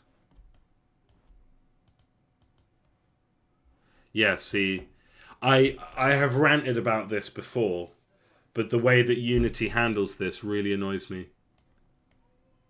So the way to avoid it is to add things to the top. But I don't understand why Unity by default would not move all of these up to the top. So, and I understand why. It's because this, I think, why is it? So this is position X0, but Y is counted from the bottom, right? So this is position Y0. It should be the other way around. It should be, this is position Y0, and this is minus, like, negative Y. Because the result... Actually, it's not so bad. I can just reslice it. And it shouldn't mess with things. But I still find that quite annoying. Okay, what's happened here? Yeah, so I need to... Shit, I probably should have put this on a separate thing entirely. Yeah, save, apply, whatever, do it. Okay, we're back. So there's grog bar. And so grog bar has, yeah, the grog bit's going to have shadow, and then this is the bar, which will also have a shadow. So this would be, yeah. So is that the same? 26. This should be 27. I should probably do this. Yeah, I'm going to do this after. So this is 27, and so these would be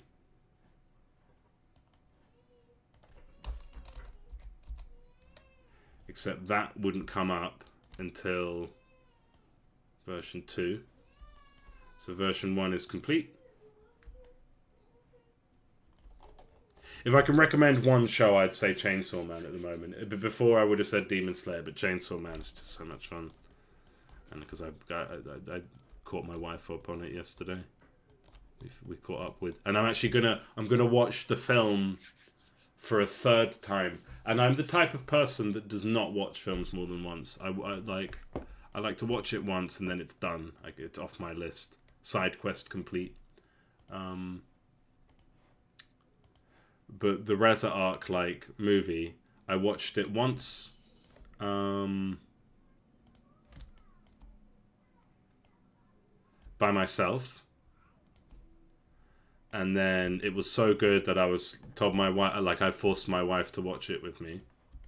And then we just recently caught up. We just recently watched the show again because it was I only watched that once and it was a while since I watched it. And now because we're caught up to that point again, I want to watch it again. So yeah, I cannot praise the Reza Arc movie enough. The animation, just everything is so damn good. It's it's insane. So then this becomes... So yeah, version 2 actually would be 28. I'm going to do that blind.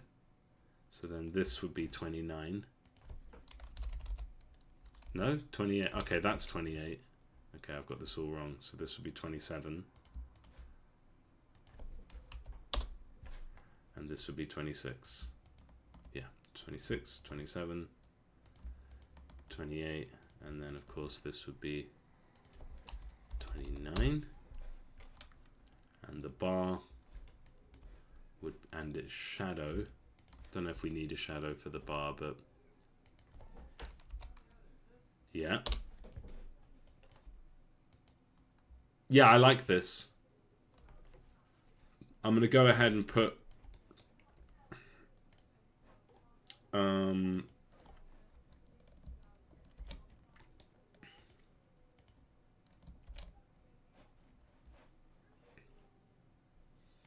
put the barman in there.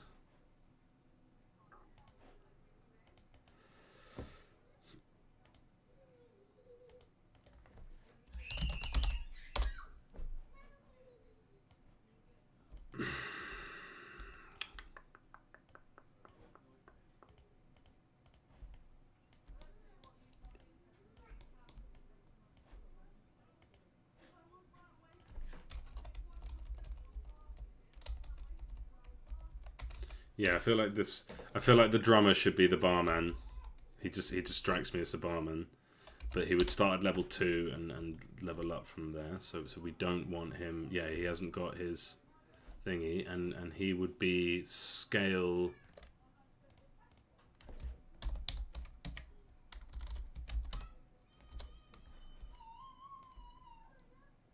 Okay.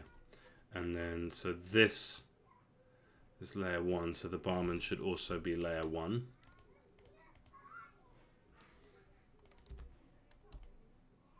With hopefully his shadow also being layer 1.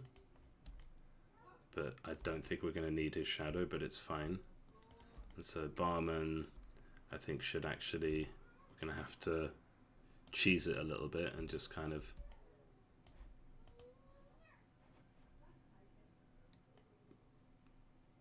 wow, that is sensitive. Yeah, that's fine. Should the grog sign be on the bar itself? No, I don't think so. I don't think that's needed.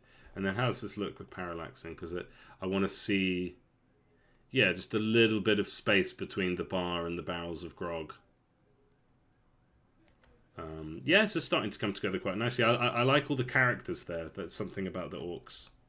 Less about the stuff, more about the person. Oh, but the render order is all over the place. Okay, so that's version 2. So we want barman also here. So let's just check again that version 3 is fine. Because it's actually taking way longer than the human ones. It sort of it happened with the characters as well. Like when it came to doing the orc characters, they ended up being a bit more exciting than the human characters. Because I was kind of like better at doing it by then. Okay, and let's give full focus to version 4. Like, it's massive. Like, the 3 barrels of grog are the size of a tent, or like they're actually taller than a mountain. Okay, what is going on? I feel like either my computer is overheating, or like I've done something bad. How's the stream? It's fine.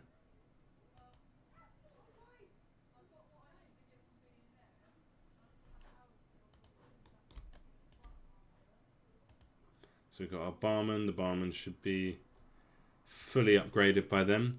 Yeah, I actually thought of this a while ago, and I was like, of all the orcs, which one would be a barman? It's got to be the drummer. Like, he just looks like a barman, doesn't he? He fits. And then so the bar itself should collapse these because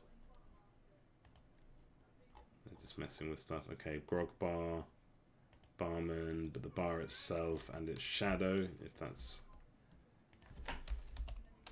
Yeah, it's just there's more empty drinks on. There's not much difference. So then let's simplify this. I think this is an achievement. We have version 1 is a barrel. Version 2. Oh. Yeah, I think I'm having RAM issues. I do have awful RAM. Is everything still working? So I've lost my view of the stream from YouTube, so I don't know.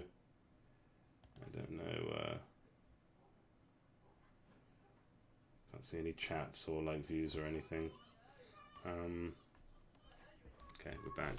Yeah, God, I do have a. Oh, hey, Leah, how's it going? Thanks for joining again. I do have crap RAM. I need to upgrade my RAM, and it's mad because it's like, okay, yeah, now is the time to upgrade my RAM. Let's have a look at this. Oh, it turns out RAM is water in the desert right now. And everyone wants RAM, and it's super expensive, so now is not the time. But I might just have to bite the bullet and say, look, get me, you know, a few more gigs of RAM, because I feel like that's slowing me down. This is fun. So this has turned out to be one of my more favoured buildings. It's very massive, but I quite enjoy... Like, I think it's kind of comical that the grog pile is as big as the... as anything else. Like, it's as tall as a mountain. But that, you know, you can imagine that orcs do be drinking their grog, so everyone knows that. Everyone knows that the orcs be drinking grog. Orcs and pirates. And apparently people from Oceania. Okay, we need to shuffle all of these to the right a bit, but that's fine. And so that just leaves one more building for the orcs. And I would say I'd be quite happy with this as a milestone for today. The slop house. The slop house. I love the name. I love the concept. Let me remind myself. What did I write down? So we've done this. Oh. We might leave these for tomorrow then. So I thought I'd be finishing this today, but I think, yeah, we're gonna do these tomorrow. So, pile of stinky grain. Little tent next to the pile. So it's very similar in theme, which makes sense. Larger, stinkier pile. And then with the feeding troughs, I'm not sure about the feeding troughs. What is going on, Steam? Shut up, Steam. Like, no. This isn't a game. I hate the way Steam treats Unity as a game. And Steam's not even open. And then when I click on it, these things go away. Like, my computer is not having a good day. My computer is not having a good day. So what we want is pile of slop. And I think the key to this is making the slop pile look as kind of like gross as possible. So like very crudely, pile of slop. No, too big. Pile of slop. And then what's going to... And we do actually need the bottom, otherwise it will look weird. So I'll just use the line tool to just get a very fine sort of line like that. And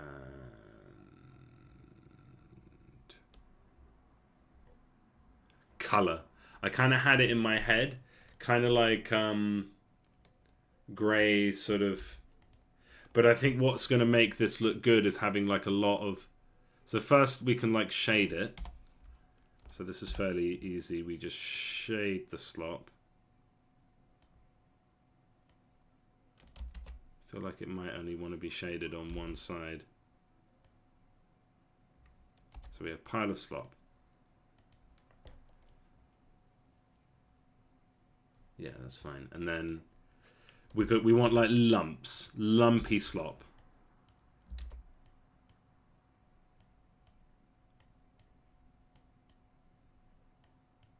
So my thinking about the orcs is that they have probably have quite good constitution and are able to pretty much eat anything, a bit like a dog. So like an orc is going to be able to just chow down on some like they could eat vomit and they wouldn't have much of a problem with it. Like I feel like for an orc, for most orcs, they're just kind of like, gimme food. They don't really care. They're quite happy just eating like a big pile of like mixed up food and vomit and bits of stuff and gristle. So pile of slop would have like bits of like bone in there.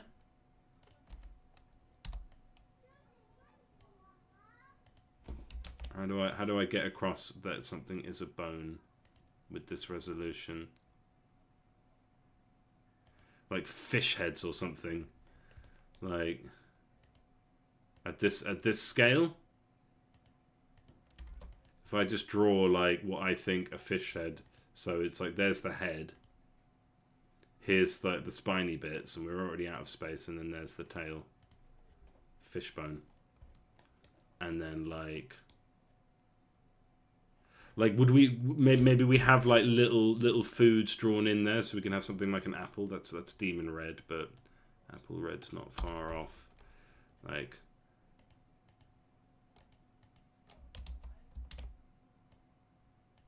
just kind of like almost random shapes in there.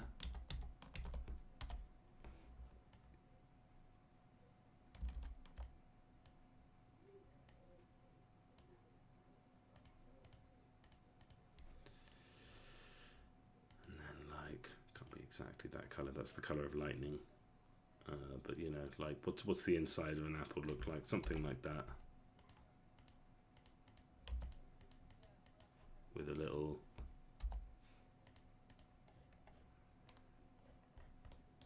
maybe we got like chicken bones.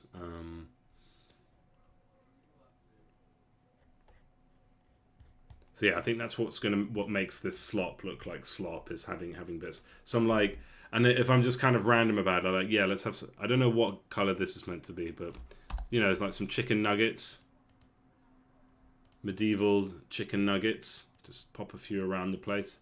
Don't know what they're supposed to be. To me, they're chicken nuggets. To someone else, they might be little goldfish. I don't know. If we just put some like bits of corn in there. So this looks disgusting now. This is starting to look gross. So YouTube channel I like. Probably someone who I would definitely not get on with and disagree with on most things, but Rotten Mango. And she's like really popular, so she doesn't need the plug or anything, but like so good at storytelling and so good at like building a vision with words. And it's quite fun hearing the perspective of like someone who sounds like such a valley girl, but she's very, very, very good at telling a story. And she was describing this scene from this house. It's like true crime. She was describing this scene from this house, and she was describing the texture of the wall, and it's like it's inconsistent, and that struck me. It's like, yeah, when you see like what is it about some grime on a wall, like a texture on a wall, that just makes it really clear that this is something gross and this isn't just like faded paint or something like that. Like this is something absolutely gross on the wall, inconsistent and sort of smudgy, and looks like someone had wiped their grime on it day after day. You know, like. I think this is fine. I kind of want to add more, but I think this is good. We got a fish bone. We got a random like bone there. I don't know what that is. We got a little rotten apple core. I think it would be good to, as we grow, have at least 2 or 3 in the final version of the pile. And I guess we're doing the same thing where this is too similar to that color, so we want to change that grassy color. Go away, Steam. Honestly.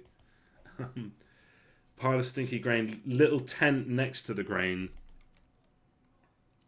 So like maybe we even just do the same thing. We have like that exact structure and it just says slop. So we would have this, but without the beers.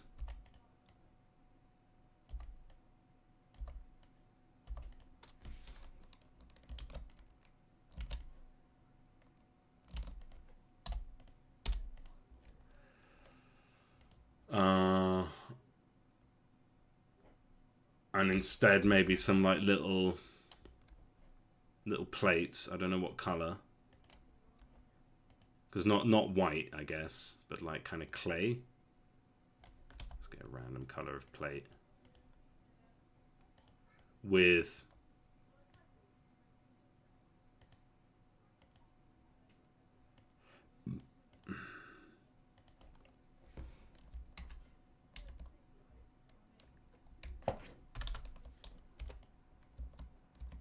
really roundabout way just to reduce this by 1 pixel, but that's what I want to do. There we go. Alright, and then before copying, I mean I should just be copying and pasting that, never mind. I'm just figuring out as I go. Leave me alone. Yeah, it's little plates of slop. I kind of feel like would they prefer to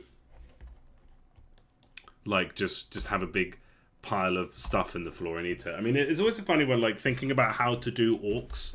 I think it's quite a fascinating subject. It's like, do you make them irredeemable? Like, are they just a species of creature that should not exist and exist only to be something for your heroes to kill? Or do you go the Warcraft 3 route and have them...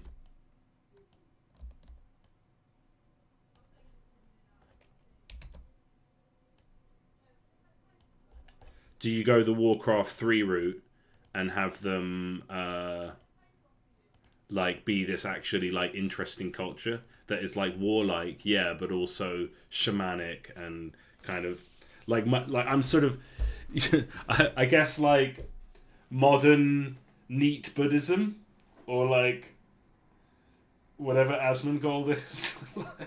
Like it's a sort of very Zen like Buddhist with zero, but a Buddhist, when you say Buddhist, you imagine someone quite clean and sort of simple and serene, but it's Buddhist in the sense that it is not concerned with material wealth or construction. It is concerned with being, right? Like Jimbro Buddhists kind of thing. Okay. For some reason I feel like, yeah, you've got the slop here and you've got your... So we'll do this again and we'll remove... So we'll just do the exact same thing that we did with the...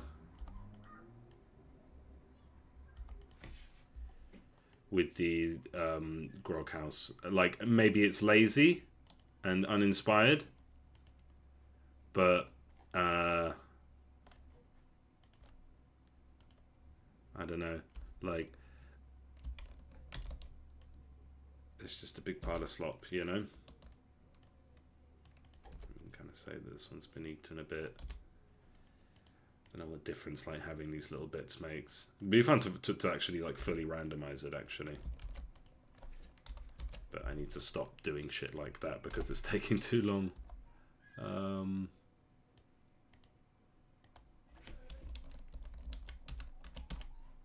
know why I'm not copying and pasting.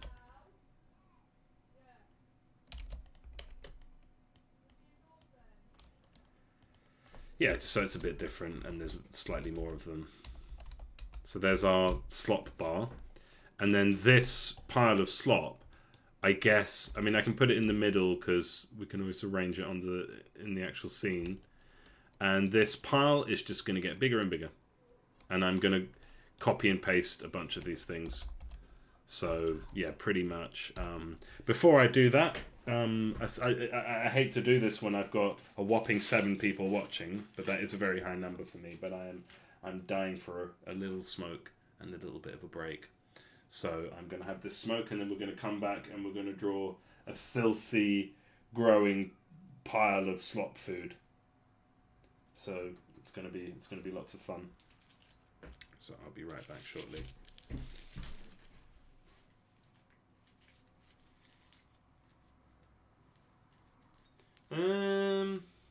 Oh, thank you about the slop.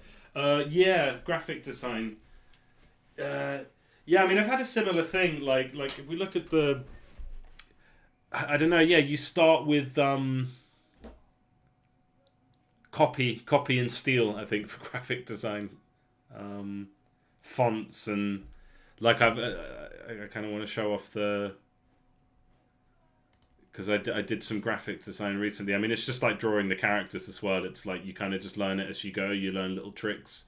You find the line between beautiful simplicity and visually noisy crap. So, you know, you could be like, oh, let's put a drop shadow and an outline and all of this and you know, in a really gnarly font versus pixel, you know, just simply say it in pixels. And yeah, I guess it's always about finding a way to be, yeah, graphic design. You don't learn graphic design, just do it. Do it in your sleep.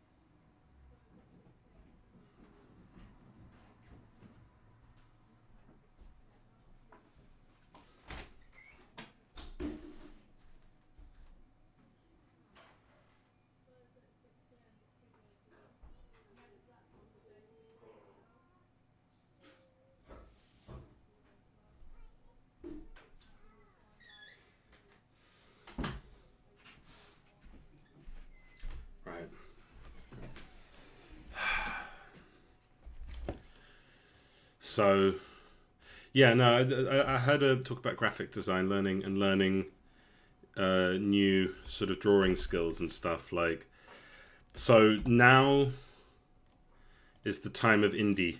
I'm gonna put onion skin on so I can kind of see the previous one.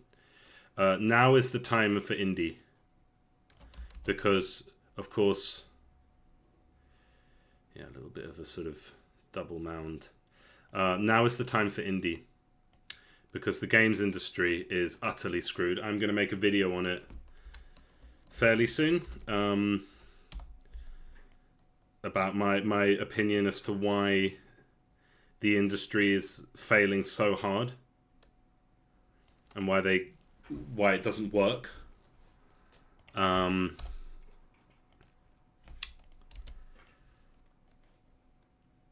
And I saw a really good post on LinkedIn, of all places. Like, so I'll have to check LinkedIn to see if there's any new jobs and stuff. Although, again, like I said, the games industry is so screwed. I don't love my chances of finding a job in the industry right now, because I'm a bit too old.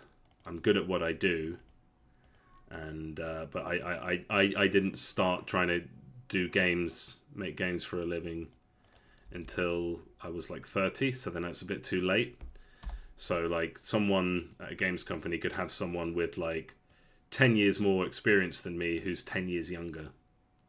So it's pretty harsh out there. I've had some near misses, so it's not like I'm not employable, but in the current state, I'm not a very attractive offering. So yeah, the games industry is screwed. It's the time of indie now. And so the LinkedIn post I saw said, wait, do I want all of these to be facing down, or should some of them be facing up? Down, I think. I want it to be random, but... Oh, no! I have been saving like crazy. But when was the last time I saved? Damn it. I think my computer's like cooking. But anyway, so the LinkedIn post... How bad is it? How much did we lose? Oh my god, I haven't saved it for ages. Oh, fuck. I saved it before exporting it. But I've lost my slot pile. Fuck.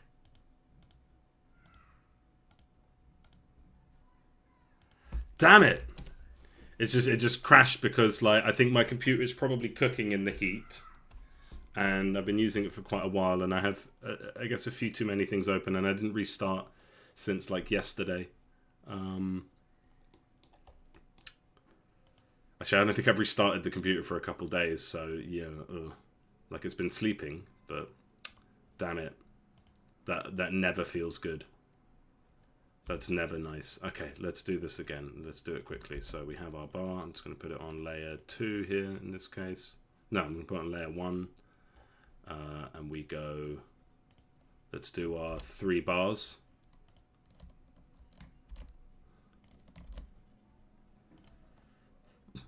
And...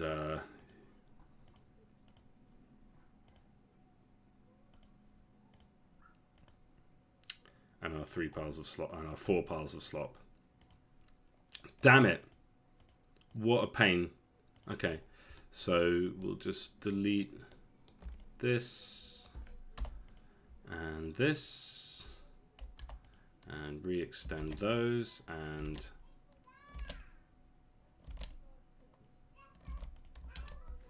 yeah, my computer is like definitely doesn't have enough RAM, and it's cooking alive. Actually, we want the first one, so we'll copy this, go back to the first one, delete the lid, start doing plates. So we do like a kind of clayish color, change to a bit more yellow, kind of clay plate. I guess that's fine. No, it should be a bit more brown than that.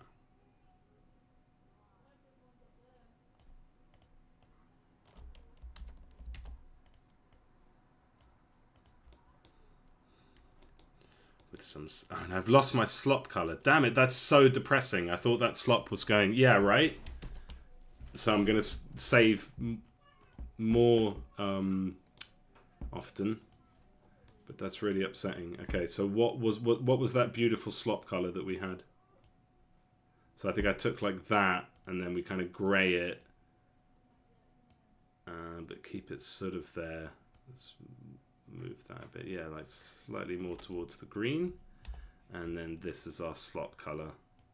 You can always change it, but let's get a colour. Let's decide on a colour. And we've got 1, 2, 3, let's say.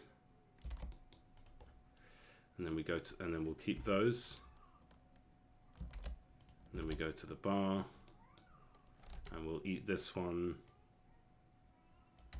and we'll add another, like right next to that one. I think that looked fine.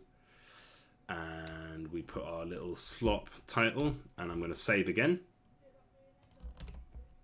And we'll write slop. I quite like the way, kind of looks very, no, we don't want hard edges. Anytime the line gets too straight, I've done it wrong. And then we do an L. Very crude O. I think that looked good. No. Almost. Yeah, that's alright. Slop. Get your slop. As soon as I figured out the name for the slop house, I was like, yep, that's it. That's what we're doing. Slop house. It's very... like on theme, I think. Okay, so we have, just make sure that I'm not losing, yeah, bar, slop,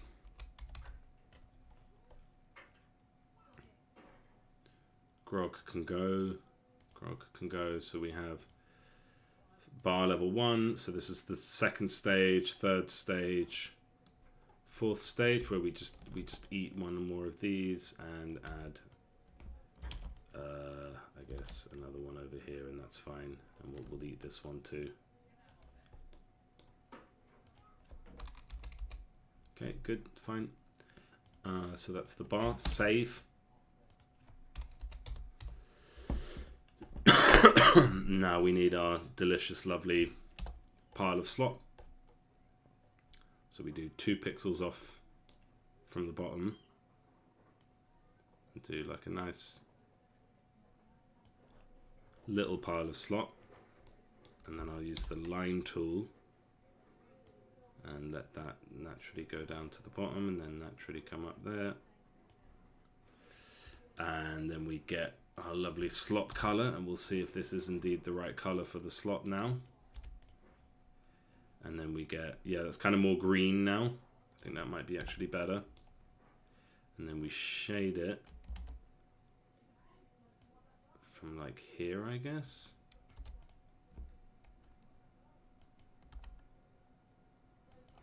Anyway, where was I talking about the indie stuff? So the LinkedIn post was like basically one of the things that's going to be a deciding factor, and it definitely describes me, is that like the thing that indies will oh, thank you. Is that color better than this one? I think this one might actually be a bit better. But like basically as an indie, usually one of the main things you'll be lacking is like a distinct visual style. So you're going to be competing with like, what's that game with the redhead girl, Horizon, like beautiful game, not very like, I don't like the aesthetic, but you can't really argue with sort of quite nicely stylized sort of photorealism. So as an indie, you're going to be kind of having to stand out with your style. So it's definitely worth spending some time getting your visual down. It doesn't have to be high fidelity, but you need to start building your visual style now. Okay. Save again. Let's make this a bit bigger.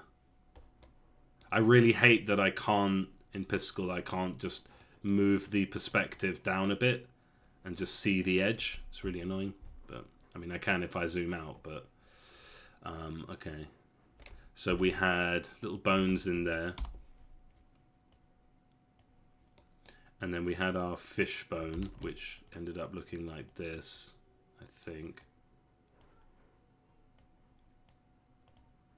think that's a decent enough fishbone. And then we had our sort of off apple.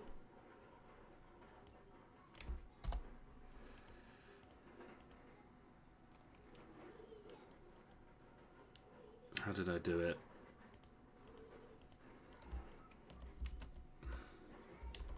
I wonder if I should be thinking less apple and more burger.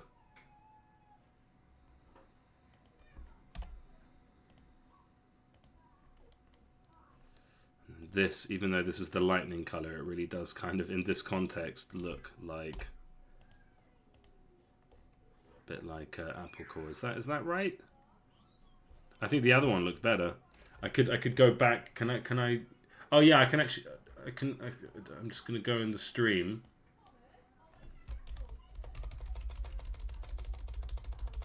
And just see if I can find what it looked like before. Okay, yeah, so the core is bigger. Oh, come on, I had it. It's going to full screen my own stream from earlier. So that is like basically a plus sign.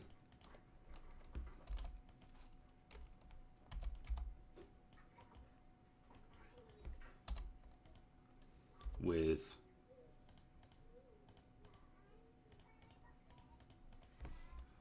and then the stick, that actually looks fine. Okay. Anything else about that? So the chicken nuggets were a nice touch. So we take that kind of, to me, looks a bit like a chicken nugget. We'll make it darker and grayer. And we'll make our chicken nugget. And we'll... I'll just draw them each time. Because they need to be like different angles. Should have the odd one that is like in the shadow.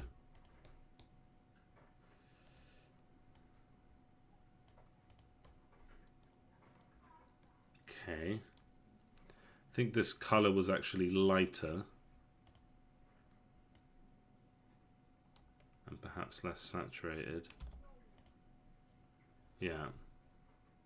I think that's a decent start. Save. And do it again. Onion skin. And see, look, black should be in here. This is why I'm always using the color picker tool, because it doesn't keep the colors. If you make it, it will keep it. If you color pick it, it won't keep it, which I think is a bit silly. So this is just slightly bigger.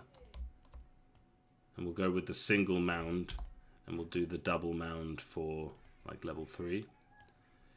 And then we just give it the same treatment. A ton of onion skins now. Save. Get our off color. And basically we're just going to have to draw this 3 times, because as much as I'd like to kind of find some kind of clever way to scale it up, I think I'm just going to have to draw it again each time, a bit like the fire. And I think this is how one gets better at drawing over time. You just kind of redo the same thing a few times, and you just kind of like learn some tricks, get your hand gestures a bit better, and your sort of sense of how to make something look good. And then we'll take, I feel like I could do this on another layer, because I can't like grab my thing and paste it and rotate it around. Like I kind of have to just...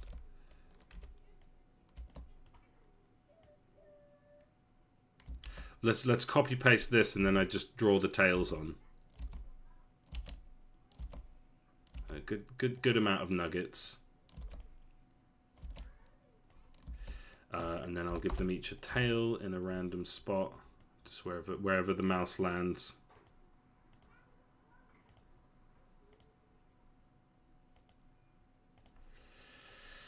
Little nuggets. We'll take our fishbone, and we'll put that like up here, and let's have another one,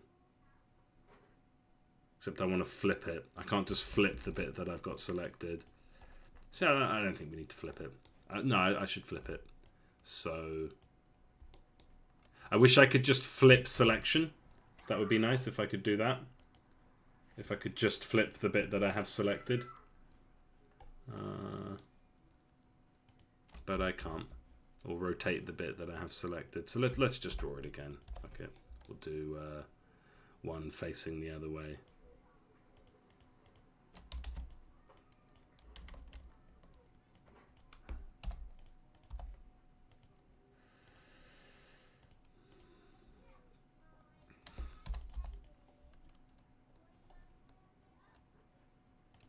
Let's get one or two of these apples. I think just one's fine. Never more than one apple, I think. And then a burger. I think like a half-eaten burger. And again, it doesn't quite have to look like the thing, but if we sort of got something that was a bit like a bread color. Again, like I'm so bad at color, but like I guess bread looks kind of like this. Let's just go with it. And we just have like over here maybe like a half-eaten burger.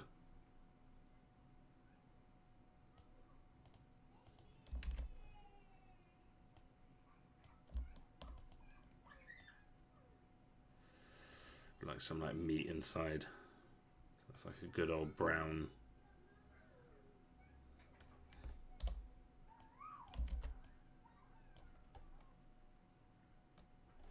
And then actually I would like to make it come inwards. And you can kind of like that, I don't know, that looks like the feathers of an arrow. But yeah, that's slot pile 2. Save. Onion skin. Next frame. Onion skin. Oh, thank you. Let me try that. I always had trouble like copying. There we go. Ah.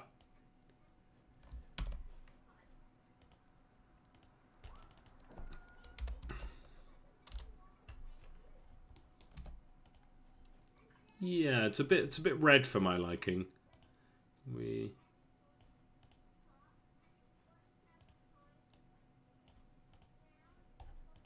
I don't know.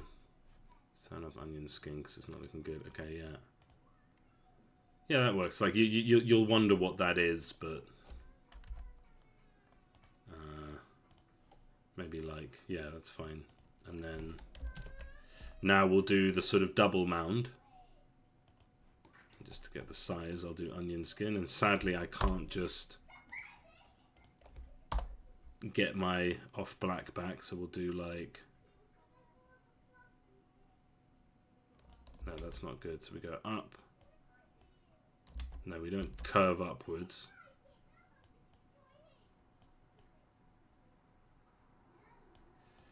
Get it a couple pixels off the floor, then do the line tool.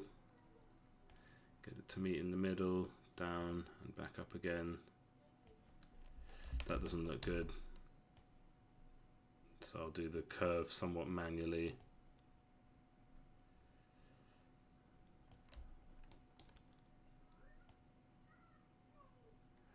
And then, since that's kind of off the ground a bit, I'll just do, we'll move it all down by 1. I think that's fine. Turn off the onion skin. And then do that. Save. Shade it. Save. Never again. And then this would kind of be like that. I think rather than sort of curving, it would sort of be a fairly straight line up like that. See, that's the kind of thing I'm talking about. Like as you do this, even if you're creating crap art like I am, you just get slightly better at like figuring out where and how to draw the shadows in. So like how does this like where does the shadow go here? Do we go like down here and then bring it back up? Is that right? Is that right? With this being more of a harsh line there. Doesn't have to be I mean, it's better if it's not perfect. It's where you let the imperfections of the hand kind of just stay.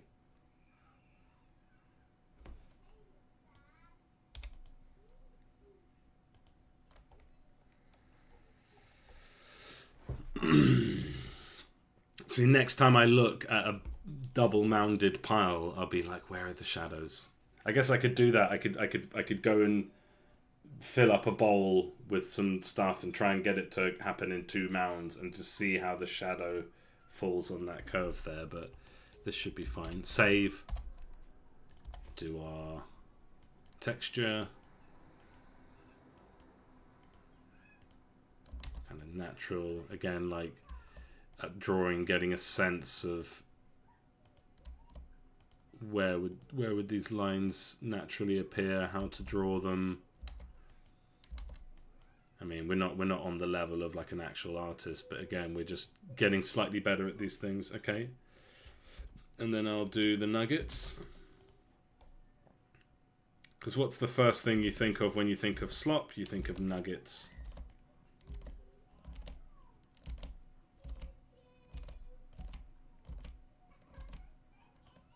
And they do look much better with the tails. So then we just go and add tails. Like, I don't know what these tails are on the nugget, but nuggets have like a shape to them, don't they? I mean, if you've got an actual like little chicken fillet, and I think they shape nuggets to look like this so that you don't want like a perfectly round nugget. You want it to look a little bit like it might have come off a chicken one day, maybe. Okay, good.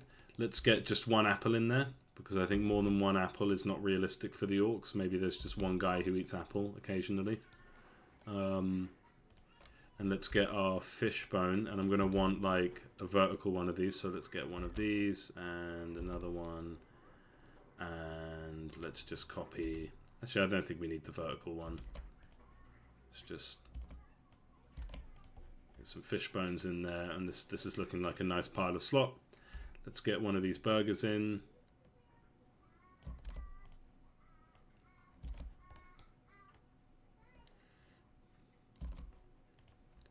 And maybe like a bit of pizza.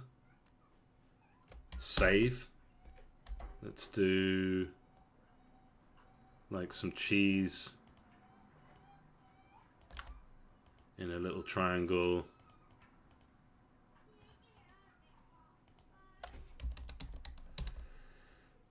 With the same sort of bread color maybe. And a couple bits of like tomato sauce. And I think we can have a couple of those.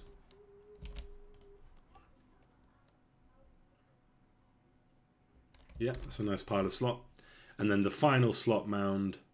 So, 1, 2, 3, 4, and it's going to be huge. And I don't think I need my onion skin, because we're just using the full size that we have. Let's do that again. So, and yeah, do it in short strokes, because I'm going to have to like Control Z to undo it. Onion skin.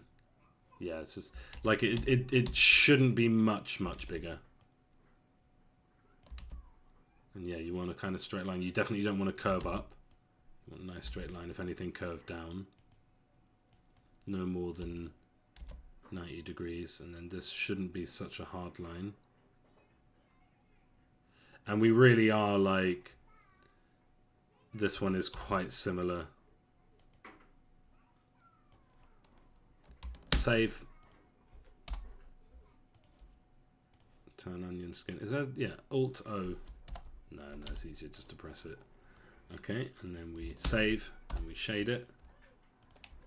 And it would be tempting just to grab this texture and like put it in, right? But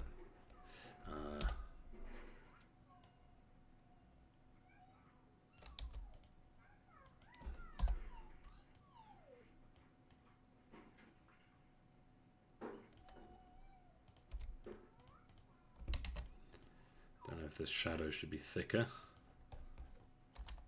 Save.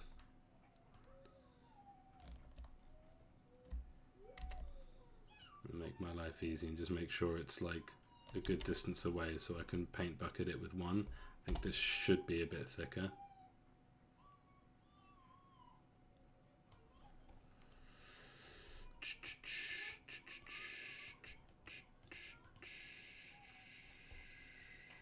Save. Do our lines. Almost there. I did feel a bit silly last night as well, just like drawing fire over and over again. Now I'm just drawing a mountain of slop over and over again. But I feel like I'm gaining XP at not really art in general, but my art style that I'm kind of... I mean, it's nothing new. It's basically Undertale, but in terms of like screen resolution compared to the pixel resolution.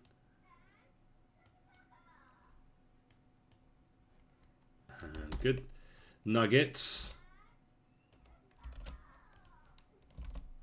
No, it shouldn't be exactly there. I mean, no one would care or notice, but it feels wrong to have one exactly where another one was, unless it's by accident. Lots of nuggets. Medieval chicken nuggets. Give me each a tail.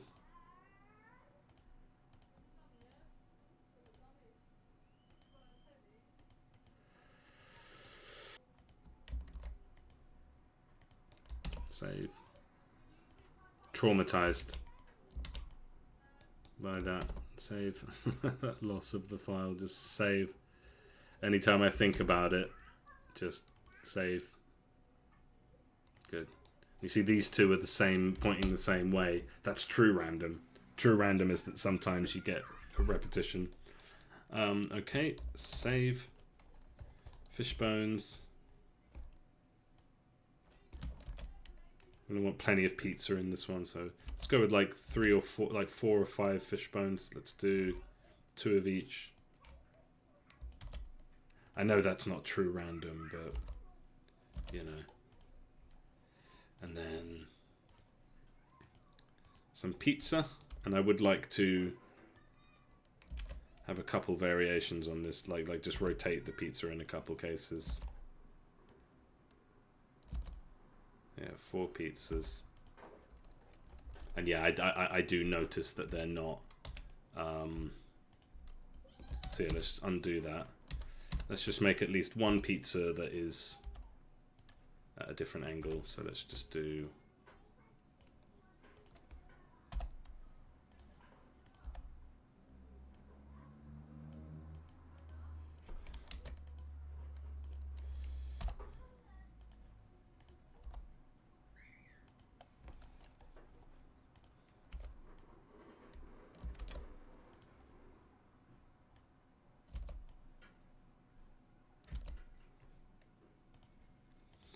Keep our 1 apple.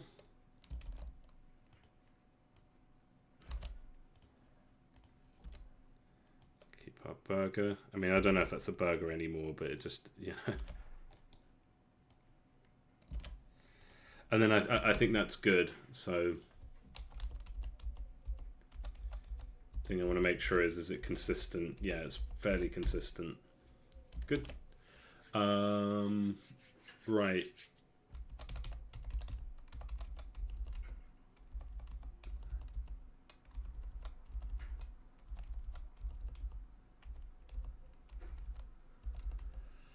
Okay.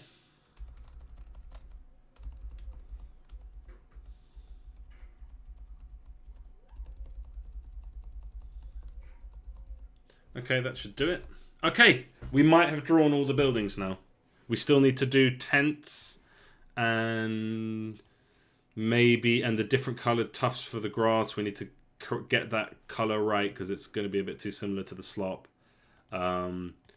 We need to put smoke on the wizard tower chimney. We need to try redoing that wall, and we need to probably redo the fire pit. But this will be a good achievement for the day. Damn, this is taking way too long. We've got 2 more bases to do. We've got the undead and the demons, and I'm hoping that my experience with these ones will make that faster.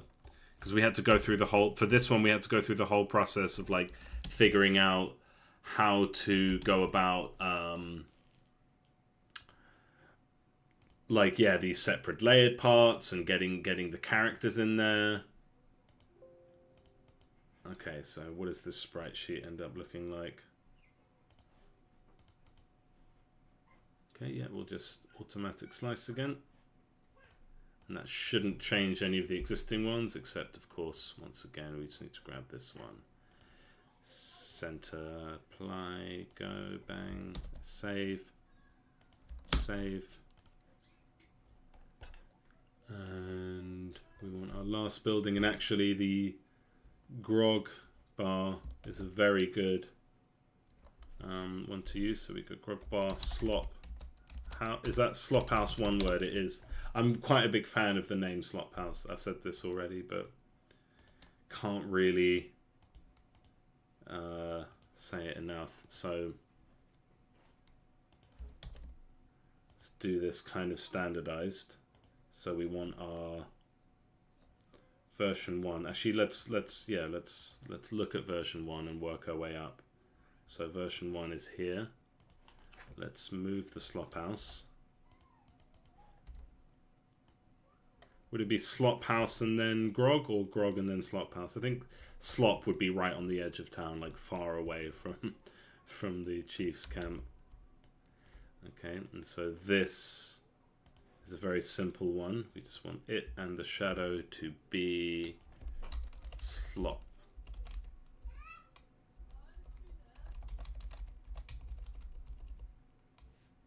And yeah, it's almost the exact same color as the ground, so we do want to change the ground color. Do I have that here?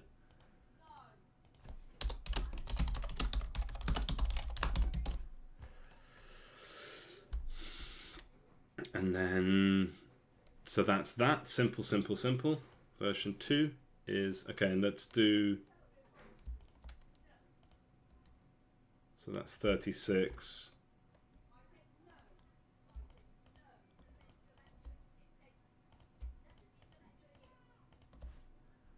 36.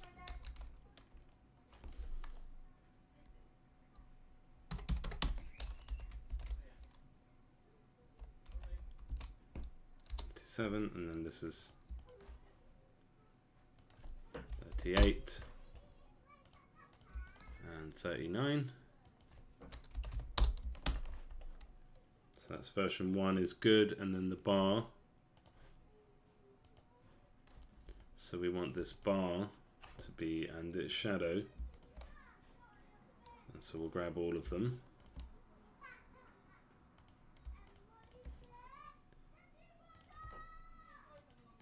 And this is wall camp right down.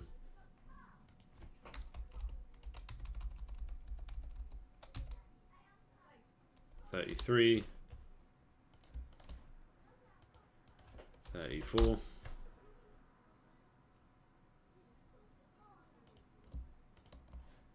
and $35. The barman, so the who serves the slop? I think it should be the glutton. So we'll go,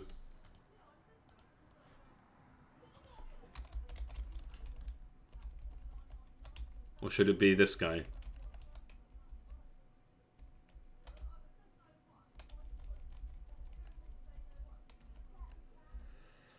Yeah, let's go with this one. And then,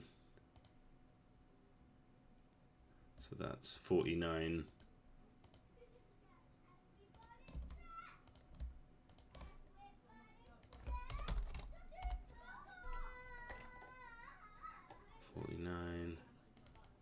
Wait, the first one was 49, 50, and then the last one would be 51. And then so the bar, so I think that's that then, that should be it. So version 2 looks good. Version 3 also is correct. And version 4 is correct. Massive, massive piles of stuff, but I think that's fine. Grog and slop. And I think that's kind of fun seeing those next to each other. I like it. Maybe it's like lazy or sort of, you know, kind of like a reskin or a paint by numbers, whatever you want to call it. But I quite like it. There's a time and place for it. Let me change this right away.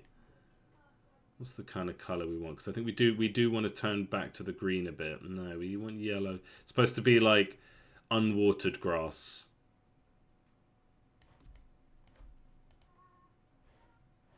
And then, again, like, I was going to change these manually, but I wonder if I can just get Shit, do I have to grab them all like this? I think I do. Map tuft, grab every single one. And just modify the, and yes, because they're selected, I can look at it in the scene, so I don't have to look at the outline.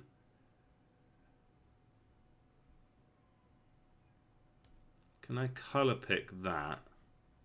And then just... And then it sort of retains some of its green, and that is kind of what I want. Okay. Don't know if that looks too like... And this looks like an orc camp, I think. Close enough. It looks like my version of an orc camp, at least. So that's good. Love it. Yeah, this is kind of what a fully upgraded base would look like a bit. Grog and slop, good. Camera. So we want to move everything to the right a bit. So let's do that. So we'll just close all of these.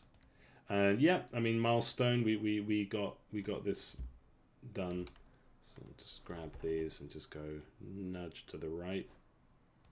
See, did that do it? So 25 minus 25. Let's give it another little nudge. Just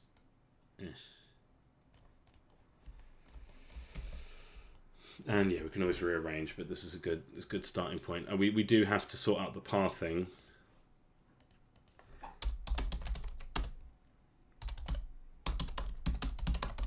Where we just kind of put the waypoints of the path like on the road and make sure that the other ones match the entrances to the buildings.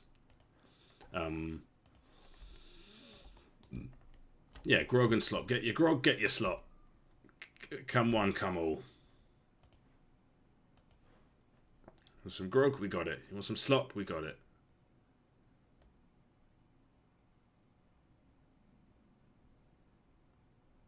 And I like that we can actually see the dudes. Like we could do that for the market in the human town. Just give the stalls little dudes.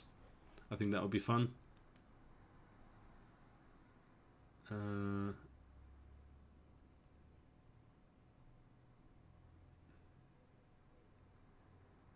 Okay, where does that leave us then? So we have done the slop house.